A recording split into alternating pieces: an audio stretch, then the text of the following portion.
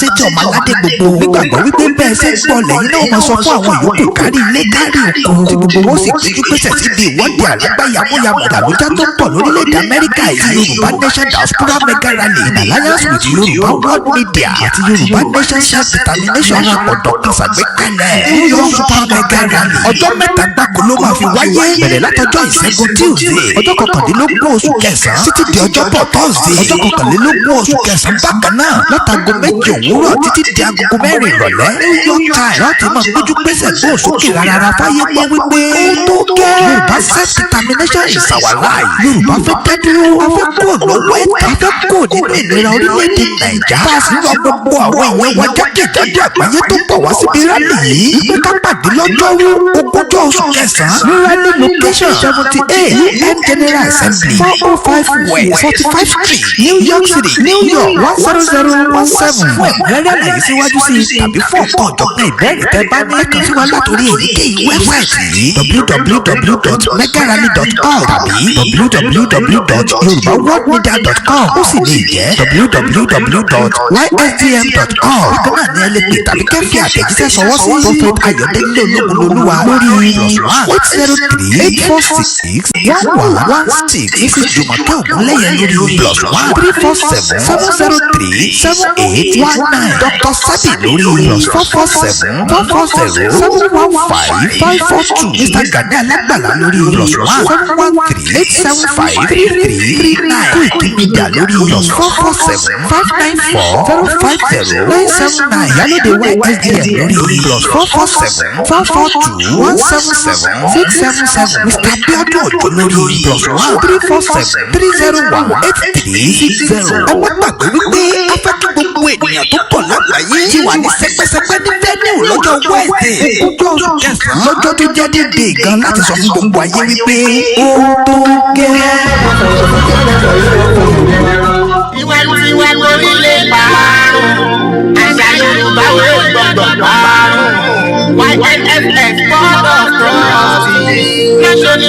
ìdíje àṣà wa. Bẹ́ẹ̀ni àṣà àti ṣe wa ò ní parun láíláí. Ìdí nìyí tí YNFF Board of Trustees ṣe ń ṣonígbọ̀wọ́ eré ìdíje àṣà àti ṣe Yorùbá nípínlẹ̀ mẹ́jọ. Ìpínlẹ̀ Kogi, Kwara, Èkó, Ọ̀ṣun, Oǹdó, Èkìtì, Ọ̀yọ́ àti ìpínlẹ̀ Ògùn. Láwọn ìpínlẹ̀ tí ìdíje bí ayò ọlọ́pọ́n, ìjàkadì, ijó ìbílẹ̀, ìdíje ẹwà àti bẹ́ẹ̀ bẹ́ẹ̀ lọ yóò ti máa wáyé. Ọ̀sẹ̀ kẹta nínú oṣù kẹsàn-án nìdíje ẹlẹ́kùnjẹkùn yóò máa wáyé. Àwọn tó bá gbégbá orókè ló pegedé fún àṣekágbá nínú oṣù kẹwàá. Ẹni sọ lẹ́nu sàpò ìyàpọ̀. Odò tó bá gbàgbé orí ṣíṣe tán láti parun ní ẹ̀jẹ̀ àjọ gbárùkù ti díje àṣà àti ṣe ilẹ̀ Yorùbá tẹlẹ́kùnjẹkùn yìí. Fún ẹ̀kúnrẹ́rẹ́ àlàyé tàbí ẹ fẹ́ ṣonígbọ̀wọ́ tàbí olùrànlọ́wọ́ ẹ lè kàn sí Mr. Olú lórí +44 73 93 15 98 82 tàbí T-Best lórí +2348 16 04 95 979. Mr. Wasiu Aina +134 7500 9472. Ajia Queen Ara +44 7946 313160. Mrs. Roslyn +1416 992 2189. Aṣọ ìbílẹ̀ nìkan láyàn láàyò níbi àwọn ìdíje wọ̀nyí. Ìdíje àṣà àti ṣe ilẹ̀ Yorùbá ẹlẹ́kùnjẹkùn ọdún 2023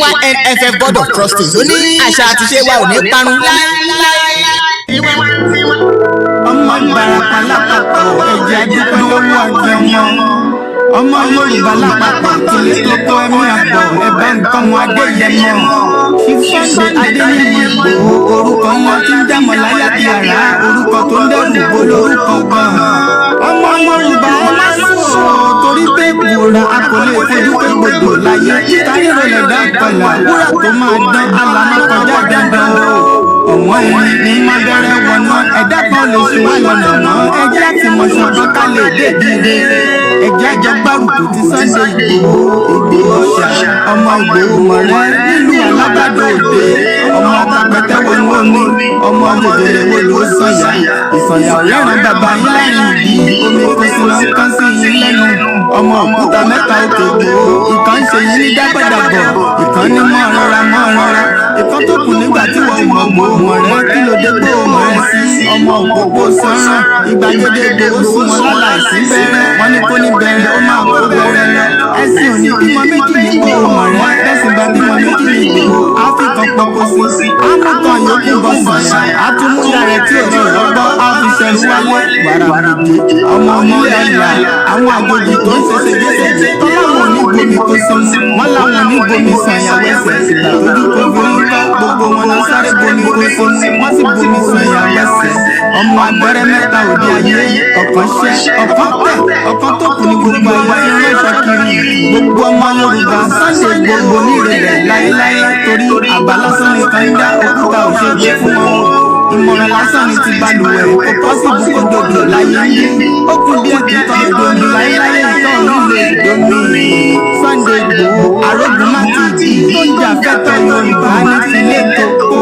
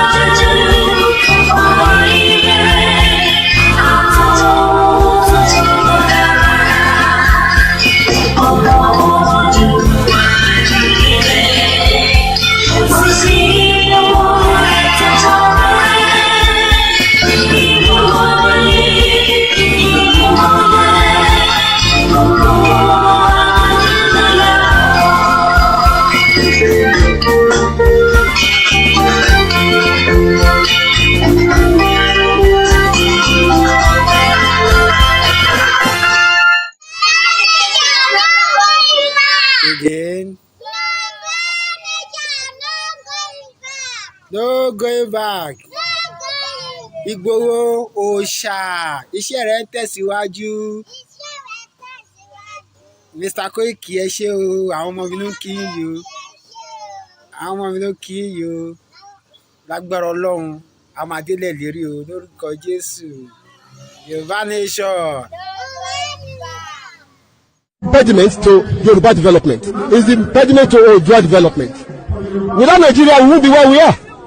1962, we were far ahead of South Korea and North Korea. We were far ahead of China even. We had television before France. We had radio before South Africa. Now look at where we are today. I think it's a shame that even any Yoruba man can be talking about restructuring at this point in time. What are we restructuring? This country that is already shot to pieces? I don't think that's what we want. But they are always talking about giving Nigeria a chance. The patience of Yoruba with Nigeria has come to an end. If you don't allow we Biafrans to go, that zoological republic called Nigeria will be a worse place than Somalia. And today it is happening. And if you have not applied for your Somalian visa, please try and do so. Should I say Somali visa? Try and do so as quickly as possible, because the zoo is on the path of destruction, and there is nothing man can do to reverse it. Mark today's date and what I'm telling you. Nigeria will be destroyed beyond human comprehension.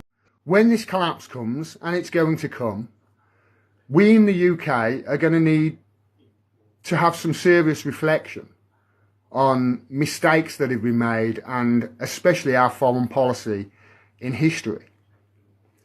And we're going to have to rely on these nations that we've been stealing from for years to deal with us, because we need them. We're not like Russia. We're not self-sufficient. Russia has its own oil, its own food, it doesn't have to import anything. It can survive without the world. We, a tiny little island, do not have that luxury. We need to import. That's why we've stolen so much shit in the history.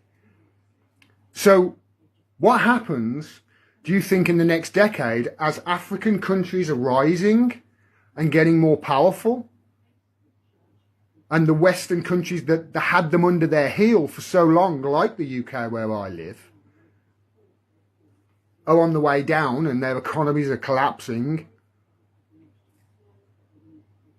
What help do you think we're going to get from those countries that are becoming more powerful? How do you think that the Africans are going to look towards the English with regards to trade deals and buying their uranium off them if we need to?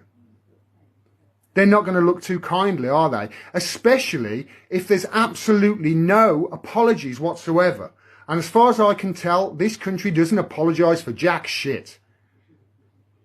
And the reason it doesn't apologise is because if it apologised for the stuff that it's done, it'd have to start giving back all of the stuff that it's stolen. I've spent hours inside the British Museum. That place is an absolute, it's a treasure trove. It's incredible. And it's nearly all nicked.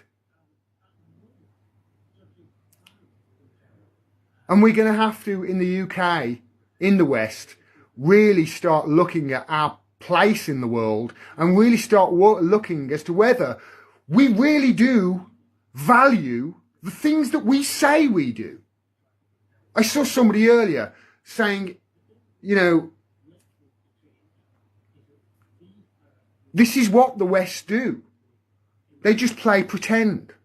It's no wonder the West now accept a man being a woman if he just identifies as one, because we in the UK have been identifying as a nation that is on the side of law and order.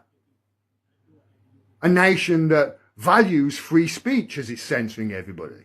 A nation that values freedom of the press and is a shining light and a beacon for freedom of the press throughout the world, whilst it's literally torturing the best journalists the world has ever seen in its capital. We say we are these things. Our government says them all the time. The diplomats are like that. But it's just all hot air. Nothing we do as a country backs up what these people are saying the country is. Nothing. I love my country, and that's what I want my country to turn into, to be. I think it's the most patriotic thing a person can do. But when I talk about these things, people call me a Putin puppet. They've been propagandized to such a degree. They don't know their allies when they meet them. And we've got some serious apologizing to do in this country. To all of these nations that we have stolen from, to all of these nations whose leaders we've helped assassinate and overthrow, all of these coups that we've done around the world in countries just because we didn't like what they did. So we killed them and we overthrew them and we put in a dictator who created a secret service and was just brutal to the people in that country. We didn't care, as long as we carried on getting the oil. We're meant to be a country that cares about these things. It cares about truth and honesty and justice. This country prides itself on the UK justice system. Well, there's no greater injustice in this world right now than the imprisonment of Julian Assange, and we're the ones doing it in the UK.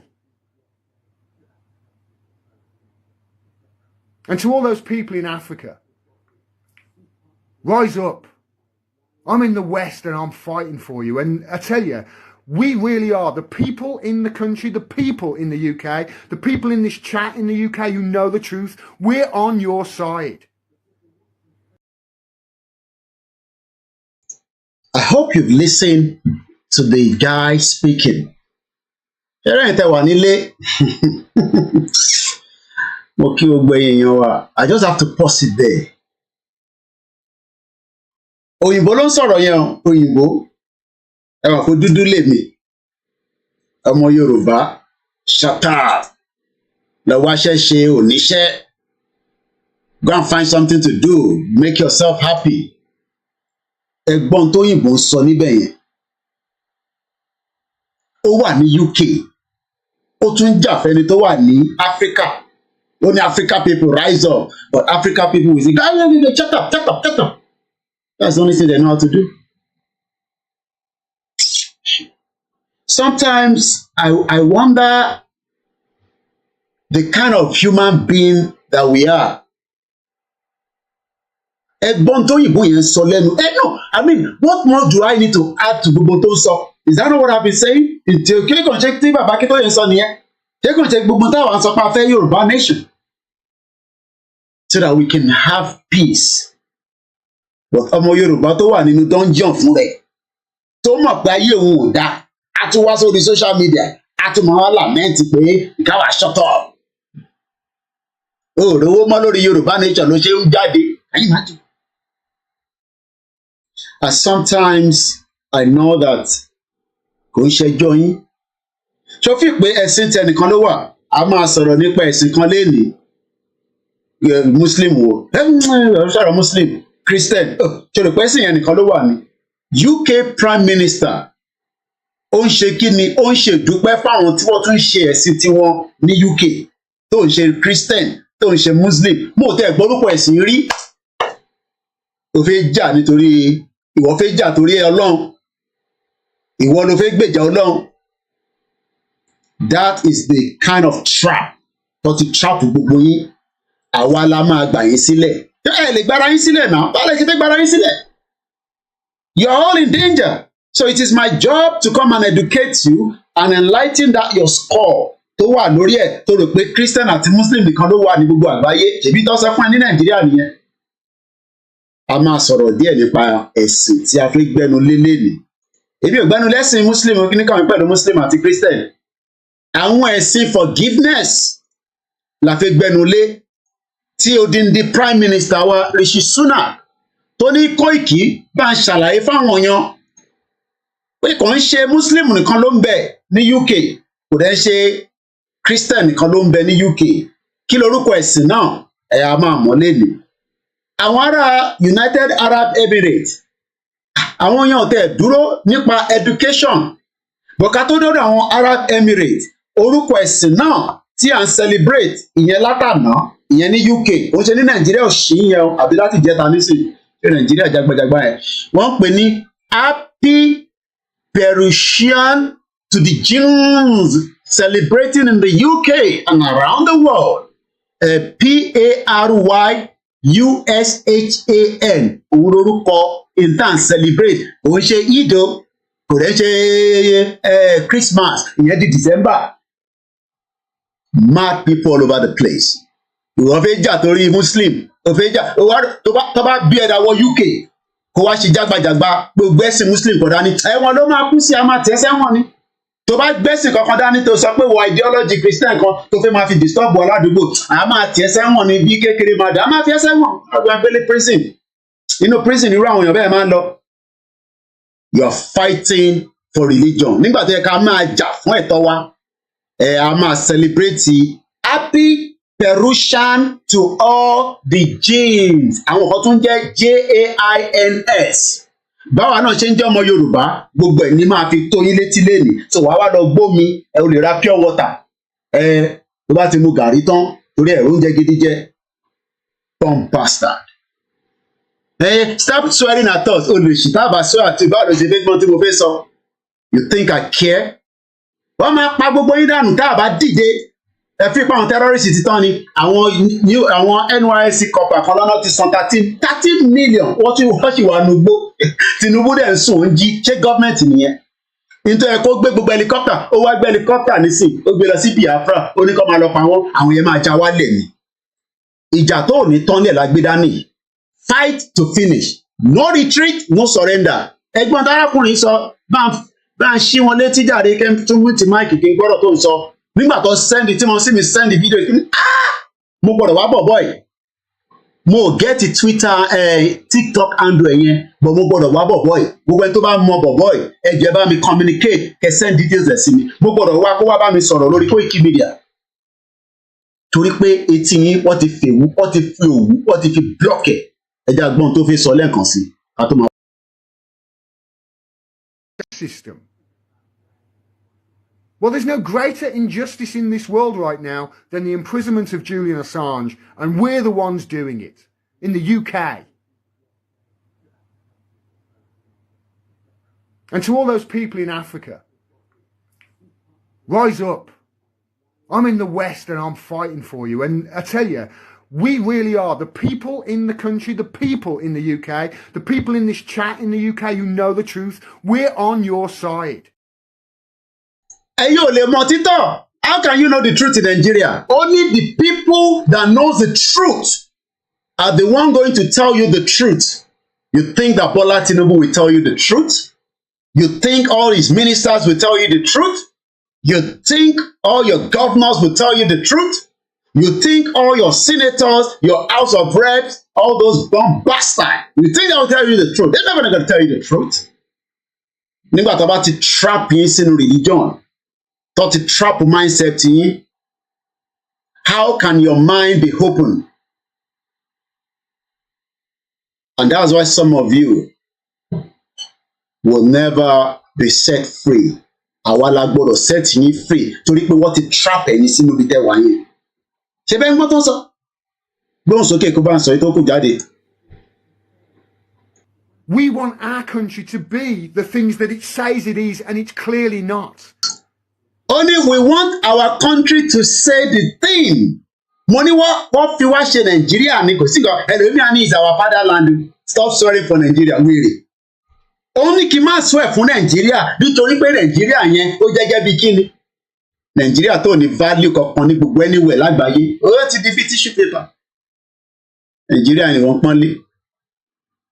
Òfin pé gbogbo tí UK government ń sọ àti tèmi ń sọ òfin fáwọn ọlọ́mọ sòtítọ́ fún wọn wọn ní sòtítọ́ fún wọn náà bọ́ ó mọ̀ pé mo ti lọ ṣe MOT bọ́dì mi láàárọ̀ yìí orí pé ó pẹ́ ká tó bẹ̀rẹ̀ program èmi náà lọ ṣe MOT mo ti lọ ṣe weight mi height mi kódà mo ti ṣe blood pressure mi àti tó ń pè ní body mass index kí n lè mọ̀ bóyá mo ti ń tóbi àbí mo gbọ́dọ̀ cut down tó pé bí yàn bá ti ń dáwọn éèjì kan o gbọ́dọ̀ máa bẹ̀rẹ̀ sí ṣe more MOT ẹ̀yin ká fi ń pẹ́ láyé nìyẹn. Ẹ ti kú oyè kí ló pa ó ti tán ìgbà tó check MOT ẹ̀. A lot of you are already depressed ẹ ń lo drugs ẹ túbọ̀ máa lo drugs ẹ máa mu gbogbo àwọn pàrágàrà nù tẹ́ ẹ mu tí tẹ́ ẹ mọ tó wà nínú ẹ̀. Heart yẹn á kàn freeze níjọ́ kan ni ó lọ nìyẹn bye bye -1 ló máa jẹ́.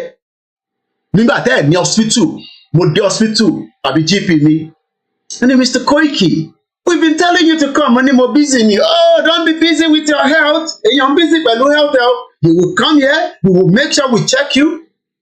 Mo kọ́kọ́ ṣe online booking àyè mi ọ̀dọ́ yẹn pé gbogbo nǹkan ti check ìgbà tẹ́ pé ti gbà tíyàn bá sick kí ló ń wá lọ sí hospital mo bá pè wọ́n láàárọ̀ yìí wọ́n ní I want to book an appointment emergency appointment wọ́n ní no Mr. Koiki 3 weeks ago we have changed everything I will send you a link when you send that link fill the form online and the doctor walai ọ̀la ṣe ní appointment tó yẹ kí doctor pè mí ní between now and 6:30 lọ́la nígbà tó máa fi di 9:51 I receive a phone call from my general practitioner tẹ́yìn pè ní doctor mo kúrò nílé mi ó pè mí ó ní Mr. Koiki we have seen your appointment that tell me to fill online lórí fóònù mi lèmi náà ti ṣe gbogbo ẹ ó ní we have seen it and we can now tell you to come and take so that you can take certain things now wà wá tún gbé lọ sí general hospital mo ti book appointment yẹn náà ìyẹn di ọ̀sẹ̀ tó ń bọ̀ lágbára Elédùmarè so màá wá lọ sí general hospital yẹn àwọn tó wá ṣe àwọn àyẹ̀wò tó yẹ kó ṣe lára bọ́dì nígbà tí mo wá lọ píkì fọ́ọ̀mù yẹn màá fi fídíò tí mo ṣe wọ̀nyí ẹ wá fún mi ní tó yẹ kó fún mi nínú ó ti tọ́jọ́ mẹ́ta tí mo tẹ̀ tí mo kó lóò tẹ̀ mọ́ kí ni wéètẹ̀ ilé tí mo kàn ń jẹ pandediamu jẹ gbogbo ẹ̀ nínú ilé tó lóò tẹ̀ mọ́ wéètẹ̀ pẹ̀lú iṣẹ́ tàtẹ̀ gbé dání àtẹ̀ lọ sókè díẹ̀ olú ẹ̀kọ́ ò drop gbogbo ẹ̀ ó dẹ̀ níbi tí wéètì yẹn wà tẹ́lẹ̀ nígbà tẹ́ pẹ́ tó bá ń sọ̀rọ̀ lójoojúmọ́ tó ń sọ̀rọ̀ lójoojúmọ́ ó gbọ́dọ̀ máa drop wéètì ni èmi wá ń jáde mo wá ń sọ fún ẹ pé Nàìjíríà ò gbádùn ìwọ tó ò lè kúrò ní ilé ẹ nísìn kó lọ sí hospital ní Ìdúmọ̀tà ní Mercy hospital kó sọ pé o kàn fẹ́ wá ṣe blood pressure wọ́n bí ẹ̀dá o máa sanwó ni mo fi wọ̀nyí òun náà wájú mi òun ni mò ń wò mí báyìí ó ti sọ wéètì mi mo ní láti sọ pé wéètì mi kí mo fẹ́ sọ wéètì mi fún ẹ impersonal problem tèmi nìyẹn ó ti sọ height mi fún mi ó sọ blood pressure maximum systolic minimum diastolic pulse àti minute ó dà pé nǹkan tí yẹn mí nìyẹn ó wá ní your normal weight is between to this ó tún wá fún mi ní body mass index ó ń pè ní BMI ẹ̀kọ́ kú tó ẹ̀ you die for nothing ìwọ̀n á ń sọ̀rọ̀ pé Nàìjíríà ò gbádùn this machine mo ti fi wọ̀nyí ti pẹ́ ó dà pé ní last year tí mo lọ síbẹ̀ náà mo posted mo ní machine yìí tá a bá lọ wo price ẹ̀ nísìn kò tó nǹkan kan ju pé kó yẹ kó gbé sí gbogbo local government tó ń bẹ ní 774 so that kí ìwọ náà lè máa lọ ṣe àyẹ̀wò ìfúnpá náà pè ní blood pressure kódà mo rí prime minister wa máa fi wọ̀nyí lọ́sàn-án prime minister wa náà ṣe tọ̀dọ̀ tiẹ̀ torí pé ó náà fẹ́ invest more sínú NHS mo ní káàrí bàbá I need it. You will just sleep and you will die. Nigeria yẹn it will kill as many Nigerians before Nigeria will depart as well. You think that everything lowo? No, you don't need a lot of money. But èrè tẹ̀ ń sá lójoojúmọ́ ni pé ẹ fẹ́ survive níbi tẹ̀ ẹ fẹ́ survive oh check your body ẹ òyìnbó ìwà ń sọ fún ẹ pé ẹ̀yin tẹ̀ wà láfíríkà wake up before it is too late and fight for your right.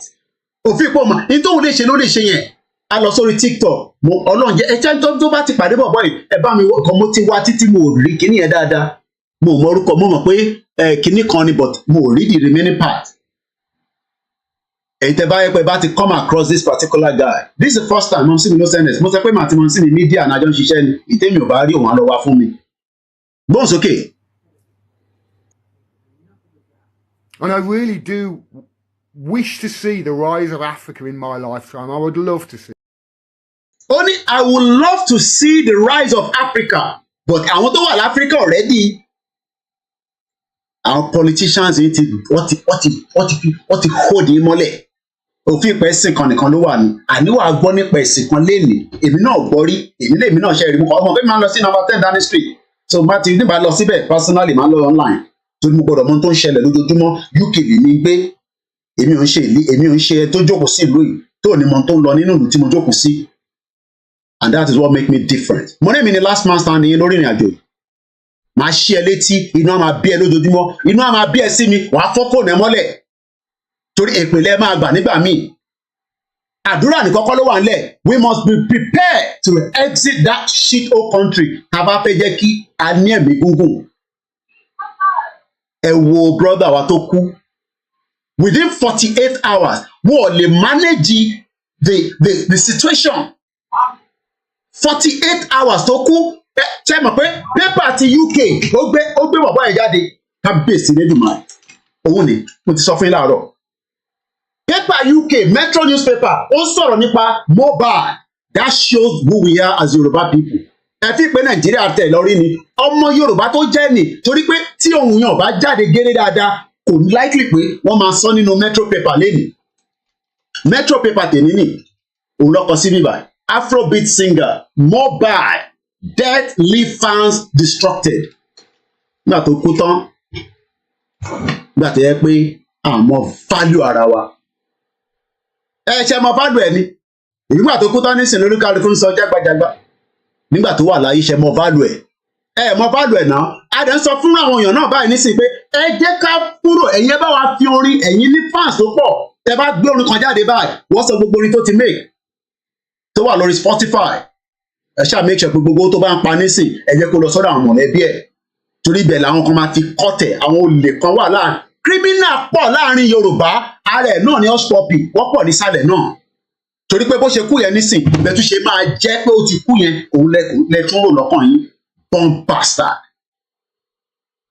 kọ́lọ̀ fọ́ọ̀nù kẹ ó dúró ti ọmọ tó bí àti mọ̀lẹ́bí ẹ̀ gbóhùn sókè. And we're seeing at the moment the rise of Russia and China. I'd love Africa to go with that as well. But this is not good for the West, especially if we carry on. When this good for the West, you think the West are excited. Mo kí bàbá wa Alana, Professor Adébánjí Akíntóyè, mo fi tọ̀wọ̀tọ̀ mo fi kí yín. Èmi ọmọ yín náà ni. I am just one out of your so many grandchildren. Koikile mi jẹ́.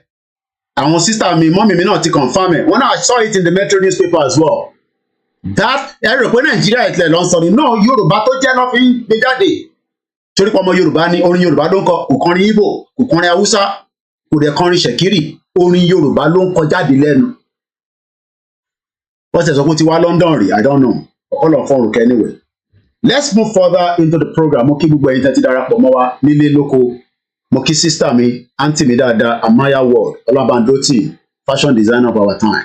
Mo kí ẹ Kẹ́hìndé Ọmọkà, mo ti rí ẹ lórí TikTok ńbẹ̀. Mo kí gbogbo ẹ̀yin tí ẹ ti wọlé. Mo ní èmi ni lecturer yín. Èmi ni the only nínú movement yìí, èmi sì ní international media yín. Èmi ò sọ pé àwọn tó kù ò ń ṣe correspondent o, but nínú media gbogbo tó ń lọ lágbàáyé èmi àwọn máa gbé jáde fún yín, àwa máa fi ṣe analysis, àjọ máa gbé yẹ̀ wò. Ṣé wọn náà gbọ́rú o gbọ́ pé àwọn kan ṣe ẹ̀sìn kan tó ń pè ní Paryushana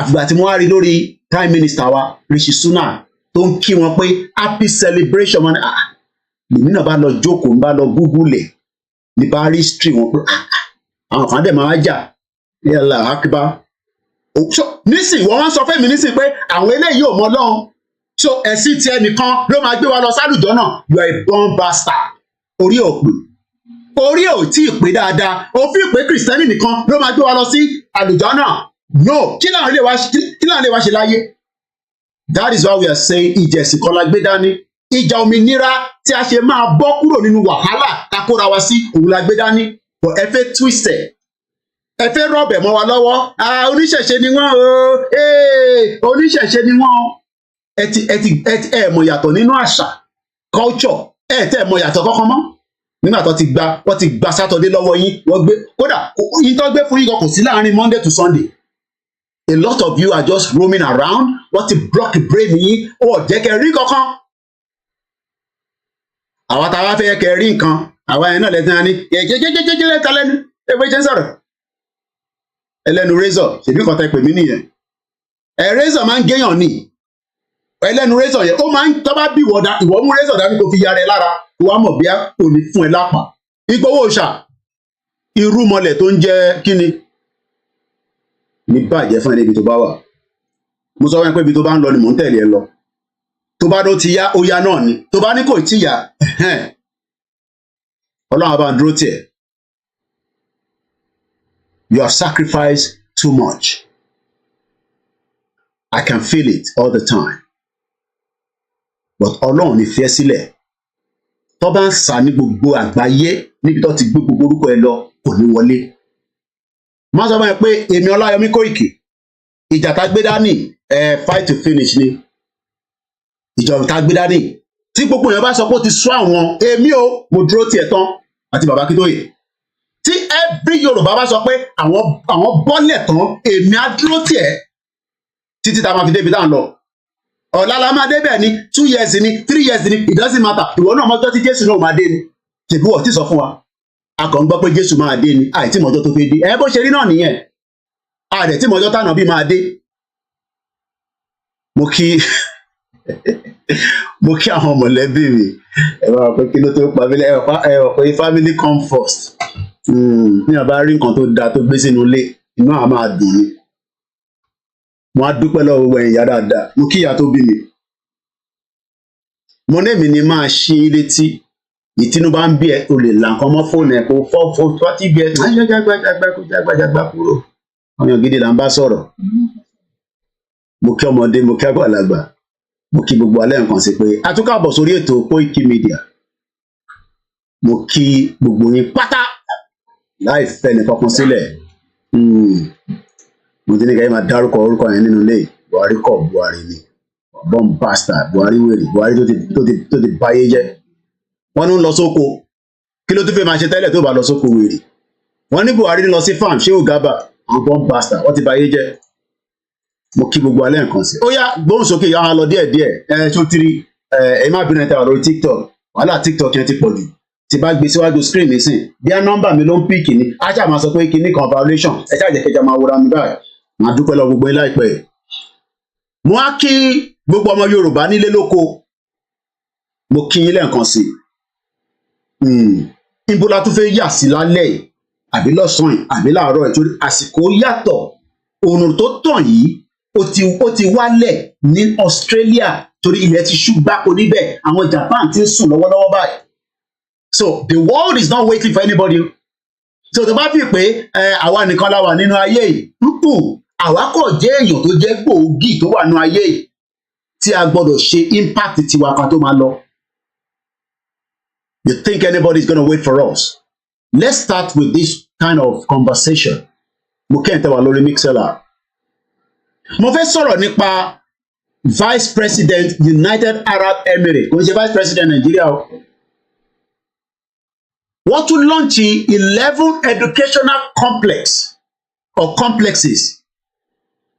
Kí ló take láti kọ́ building ẹ fi infrastructure tó ga síbẹ̀ ẹ fi connectivity síbẹ̀ ẹ fi fáànù síbẹ̀ tẹ́ ẹ bá lè fún wọn air condition ẹ bá wọn fi TV síbẹ̀ gbogbo táwọn ọmọ yẹn bá need ní school títí dé secondary títí dé primary kí ló lè níbẹ̀ ká ṣe máa sọ fún gómìnà pé ẹ wá wo school yìí o ẹ wá wo school yìí o ó ti fẹ́ dà wo gómìnà wa ni ẹ bá wa lọ tún ṣe ó ṣe láti jẹ́ bẹ́ẹ̀ but they are bomb bastard àwọn ọmọ value education gbọ́n gómìnà jagbajagba tẹ ṣé gómìnà làwọn tẹ nìyẹn ó súnmọ́ bọ̀ díẹ̀díẹ̀ tó bá yá gbogbo yín máa jáde sí títì mo rí ten strike díẹ̀díẹ̀ kò tí wọra tó gbẹ̀dú yẹn ò tí wọra tí gbẹ̀dú yẹn bá wọra dáadáa gbogbo yín máa fọ́n sí títì ẹ máa béèrè right yín ni kẹ́ béèrè lọ́wọ́ gọ́ọ̀mẹ̀ntì tó náà máa fund education tó fund education níbo ló kó education sí kó wá ṣàlàyé fún ìṣẹ̀ bó wà ní budget gbogbo wọn gbogbo ilẹ̀ Yorùbá ṣèbó wà ní budget kí ló dé tí gbogbo owó tí wọ́n tọ́ fi sínú budget fún healthcare kí ló dé tí ayé ẹ̀ wà bó ṣe wà ó wá wà stand still kí ló dé tí kò sí security within the state ẹ lè move interstate kò sí movement so ẹ jẹ́ ká kọ́kọ́ lọ sọ́dọ̀ Rishi Sunak ó ní happy Paryushana to Jains or Jans, because more pronunciation in that, Jains, celebrating in the United Kingdom and around the world. That means pé àwọn tó ń sọ yìí tó ń pè ní Jans, a jẹ́ pé àwọn náà jẹ́ èèyàn nínú ayé yìí. Wọ́n lè má wá pọ̀. Ó wá ní, may it bring you peace and prosperity. So we're gonna start with àwọn wo gangan ló ń pè ní Paryushana. Àwọn wo ló ń pè bẹ́ẹ̀? Irú religion wo ni? Don't fight for religion. You fight for religion, you're wasting your bloody hell time. So ẹ jẹ́ ká mọ̀ nípa wọn díẹ̀. Wọ́n lè pè wọ́n ní Paryushana or Paryushana. Is the most important annual holy event for Jans. Àwọn Jans yẹn, so àwọn ló ń pè láwọn yẹn náà.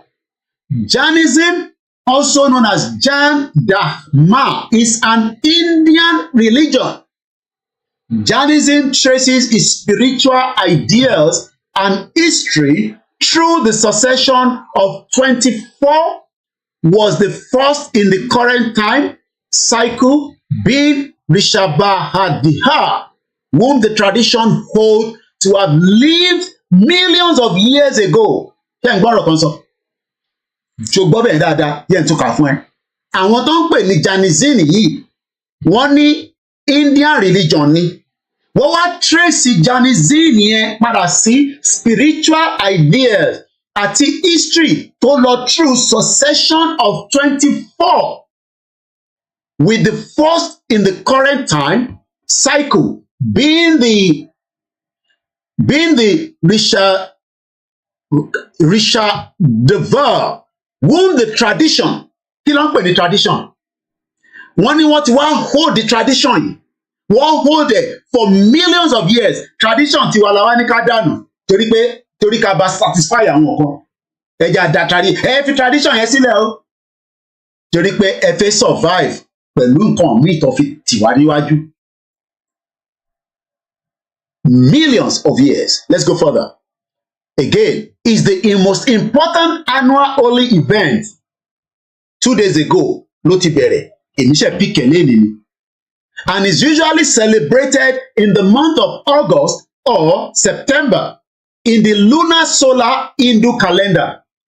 Ṣáwa náà ní Yoruba calendar ni a ní now, but nígbà tá a bá wà nínú Nàìjíríà, báwo la ṣe fẹ́ operate Yoruba calendar? Àwọn Chinese ò kí ń lo English calendar. Àwọn ní calendar tiwọn. Tẹ́yìn bá ń celebrate New Year, China ò ti celebrate New Year wọn. Ẹ jẹ́ ká wò. China New Year Day. Ìjọ́ ló bọ́ sí. Kò bọ́ sí the same day. The Chinese next year New Year is going to be the 10th of February 2024, not 31st/1st.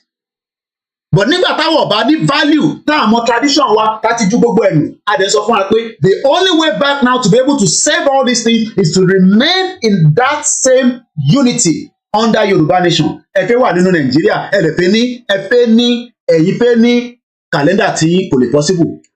Láíláí kò lè possible ni mo sọ sẹ́. Kò sí bẹ́ẹ̀ ṣe fẹ́ operate fully tá a ṣì wà nínú Nàìjíríà. We are already being held back. And this is the reason why we must start thinking of the future. I'm not talking about the future of 7-8 years. I am talking about future tí gbogbo wa bá dàgbà ká lọ síbi tágbàlagbà ń lọ. Let's come back again. Hindu calendar. The Samavatasiri. Ẹ má bínú pronunciation here, in case it might not be the kind of pronunciation that is meant to be.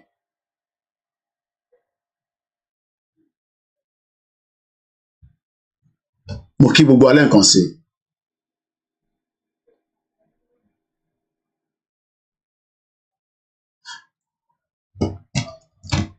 The Samvatasri, they celebrate on Badarapa Shakula 5 by both the Shawatamba or the Gamaba set.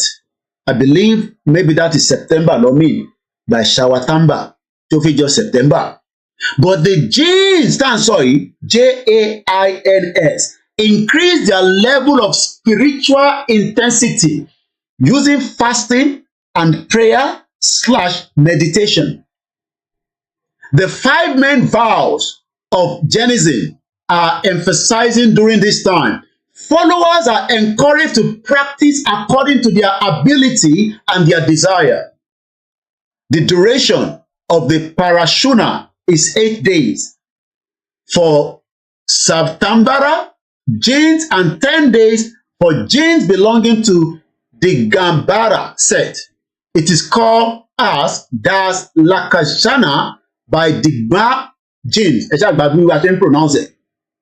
A 10-day spiritual festival that starts when Paryushana of Saptambara ends on the Sanfatasiri. The celebration of Sanfatasiri, or in Tongue forgiveness, is the same for the both sects. Are we forgiving people? Human Rights Creation, good morning and good afternoon wherever you're watching. This festival is important for the Jains since it only comes once in a year. The Jani festival, Jani, J-A-I-N, Jani. The Jani festival are characterized by rumination, austerity, study of the scriptures, repetition of the holy hymns, meditation, and expressing devotion for the Paramatama. Every day, some of the other tap is followed. In any tap, Shuvaba is a must. No food or water after sunset until Navakasi, 48 minutes after sunrise for the next day. Not only underground vegetables, but consuming of fresh vegetables and fruit is also prohibited during this time. Tó bá celebrate kíni wọn. Wọ́n wá sọ níbi pé kíni meaning Paryushana means abiding or coming together. Paryushana is meaning ẹni pé abiding àbí káwọn èèyàn wá lákòójọpọ̀ báwa náà ṣe ń celebrate ọdún Iléyá bá ti ṣe ń celebrate Christmas. We are not the only one in this world. But influence wa nínú ayé yìí tí ẹ fi jẹ́ kó gbọ́ ẹ̀ jáde òun ló ń dìbà problem. Because àwa náà ní influence. But influence tiwa àwọn òyìnbó ti tẹ̀ẹ́rì mọ́lẹ̀. Kò fẹ́ kí influence tiwa kó jáde because wọ́n mọ̀ pé tí influence wa bá ti jáde tán. I mean, if you can ask yourself, kí ni wọ́n lè rí? Kò ń ṣe pé mo sọ fún yín pé wọ́n ń gbọ́ gbogbo Yorùbá nation bá ń sọ yìí. Metro newspaper gbogbo ẹ̀ ló ń gbọ́. But it is not yet time for them to respond. Ẹ̀yẹ́ jẹ́ kí abọ́sórí ẹ̀ mọ̀ ẹ̀rí pé pépà lùi ló máa kọ́kọ́ gbé. But for now, nítorí pé a ṣe ń ṣe diplomacy, à ń ṣe rally, gbogbo tá à ń ṣe ní Central London, wọ́n rí gbogbo ẹ̀. Wọ́n ní archive gbogbo wa, wọ́n ní picture tèmi gan lọ́wọ́ gbogbo Metro newspaper yìí. Ẹ jẹ́ kí nǹkan kan ṣẹlẹ̀ nísìn, ẹ̀rí pé wọ́n máa gbé picture wa jáde. Paper tèmi lélẹ̀ 14th of September. Moba tó kú Nàìjíríà, òun náà sọ̀rọ̀ ẹ̀ ní bíbá. Wàá máa wonder pé how important we are. Mo kí gbogbo ẹ̀yin tẹ́tí darapọ̀ mọ́ wa, a máa kí dáadáa kí a tó parí ètò.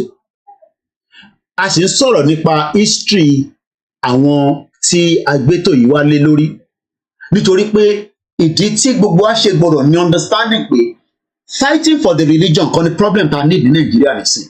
We must fight for the right of humanity and we must fight for who we are as people, indigenous people. You think that all your governors are happy bá ṣe ń sọ̀rọ̀ ìléraléra. Tó bá ní means ni láti shut wa down, wá ti ṣe tipẹ́tipẹ́ gbowó ní means yẹn. Because ìlú táwa ń gbé nígbà tó bá ń celebrate irú nǹkan báyìí ní UK. So kí ló wá dé tí wọ́n ní jẹ́ ká sọ̀rọ̀ tó bá ti sọ̀rọ̀ tó kọjá nítorí ẹni kò sọ. Ẹ jẹ́ ká wá lọ sórí péjì Prime Minister lẹ́ẹ̀kan sí. Ẹ wá rí pé àwọn èèyàn ń dúpẹ́ níbẹ̀. Wishing you peace and spiritually fulfillment. Paryushana. Very happy Paryushana Para. Britisher under the governance of Indian origin. Same court. Eléyìí gbé problem Nnamdi Kanu kó wájú sínú comment section. Mo sọ fún yín pé àwọn ọmọ Biafra, àwọn èèyàn máa bọ́ anywhere táwọn bá rí ni tàbá kàdélẹ̀ nísìn kò sọmọ Yorùbá kan tó máa wà ní bíbá torí pé àṣẹ lórí Twitter. Ẹ wo Biafra nísìn, kìíní kan beauty Gina, kí ló wá sọ síbẹ̀? Ìtàn sọ yàtọ̀ sí tó ń wájú síbẹ̀. ó sọ pé same court that denied Peter Obi victory acquitted and discharged Mazi Nnamdi Kanu. My question is, what is Mazi Nnamdi Kanu still doing at the DSS dungeon? Hashtag end Nigeria to save lives. Ọ̀tọ̀ ni tó ń sọ níbẹ̀ yẹn ẹ̀wọ̀n tó ọmọ Biafra wájú síbẹ̀ torí pé that is the way their only message. Kọ́lọ́n jẹ́ kí àwọn náà lè ṣerú ẹ̀ àwọn ọmọ Yorùbá. Eléyìí ni but no integrity. Eléyìí ni thank you Prime Minister. I remember telling a teacher in my infant school that I was a Jani. You can imagine the humorous conversation torí pé n tí ò bá mọ̀ ó máa strange sí ẹ. So arákùnrin sọ pé nígbà tó wà ní kékeré òun sọ fún teacher òun pé òun ìgbémi ṣe sọ pé ọmọ Yorùbá ni mínísìn ẹlòmíì náà can you be saying you are ọmọ Yorùbá? We are Nigerians all day. We are not Nigerians. We are Yoruba before Nigeria. I'm a true Nigerian. I love Nigeria. Okay. Love Nigeria till you die in Nigeria and there's no value for you.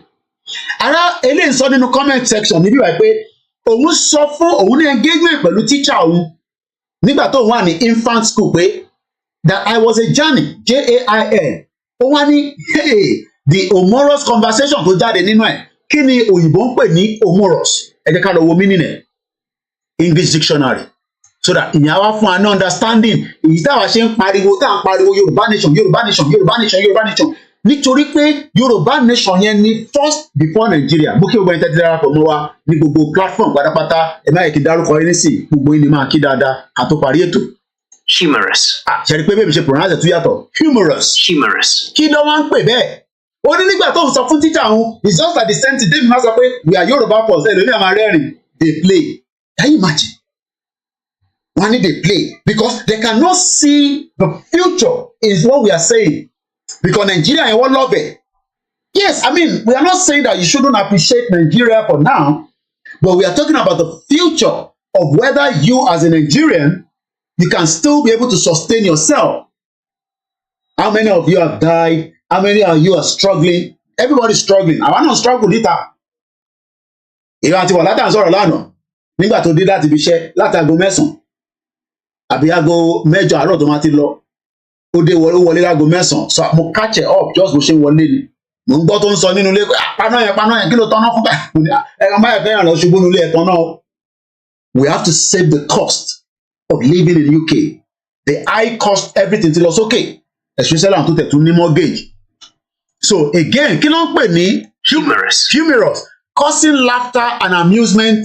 So nígbà tí arákùnrin yẹn sọ fún teacher pé I am a Jani, ó ní teacher yẹn kọ́ máa rẹ́rìn pé kí lè lè sọ ṣé kò ṣe kó tí just like bẹ́ẹ̀ náà ti máa ń sọ pé ṣé bọ̀bọ̀ yóò ríṣẹ́ kí ló mean by Yorùbá nation when we have Nigeria torí pé tí mo understanding ẹ̀ ni. So arákùnrin wa ní ó lo èdè kí ni? Humorous. Now, what does the meaning of humorous? Àwọn kan béèrè. Funny. You know, some of you think that what we are doing is funny. Look at them. Oh, níṣẹ́. Look at it. Ṣé gbogbo ìníṣẹ́ ní London ṣá?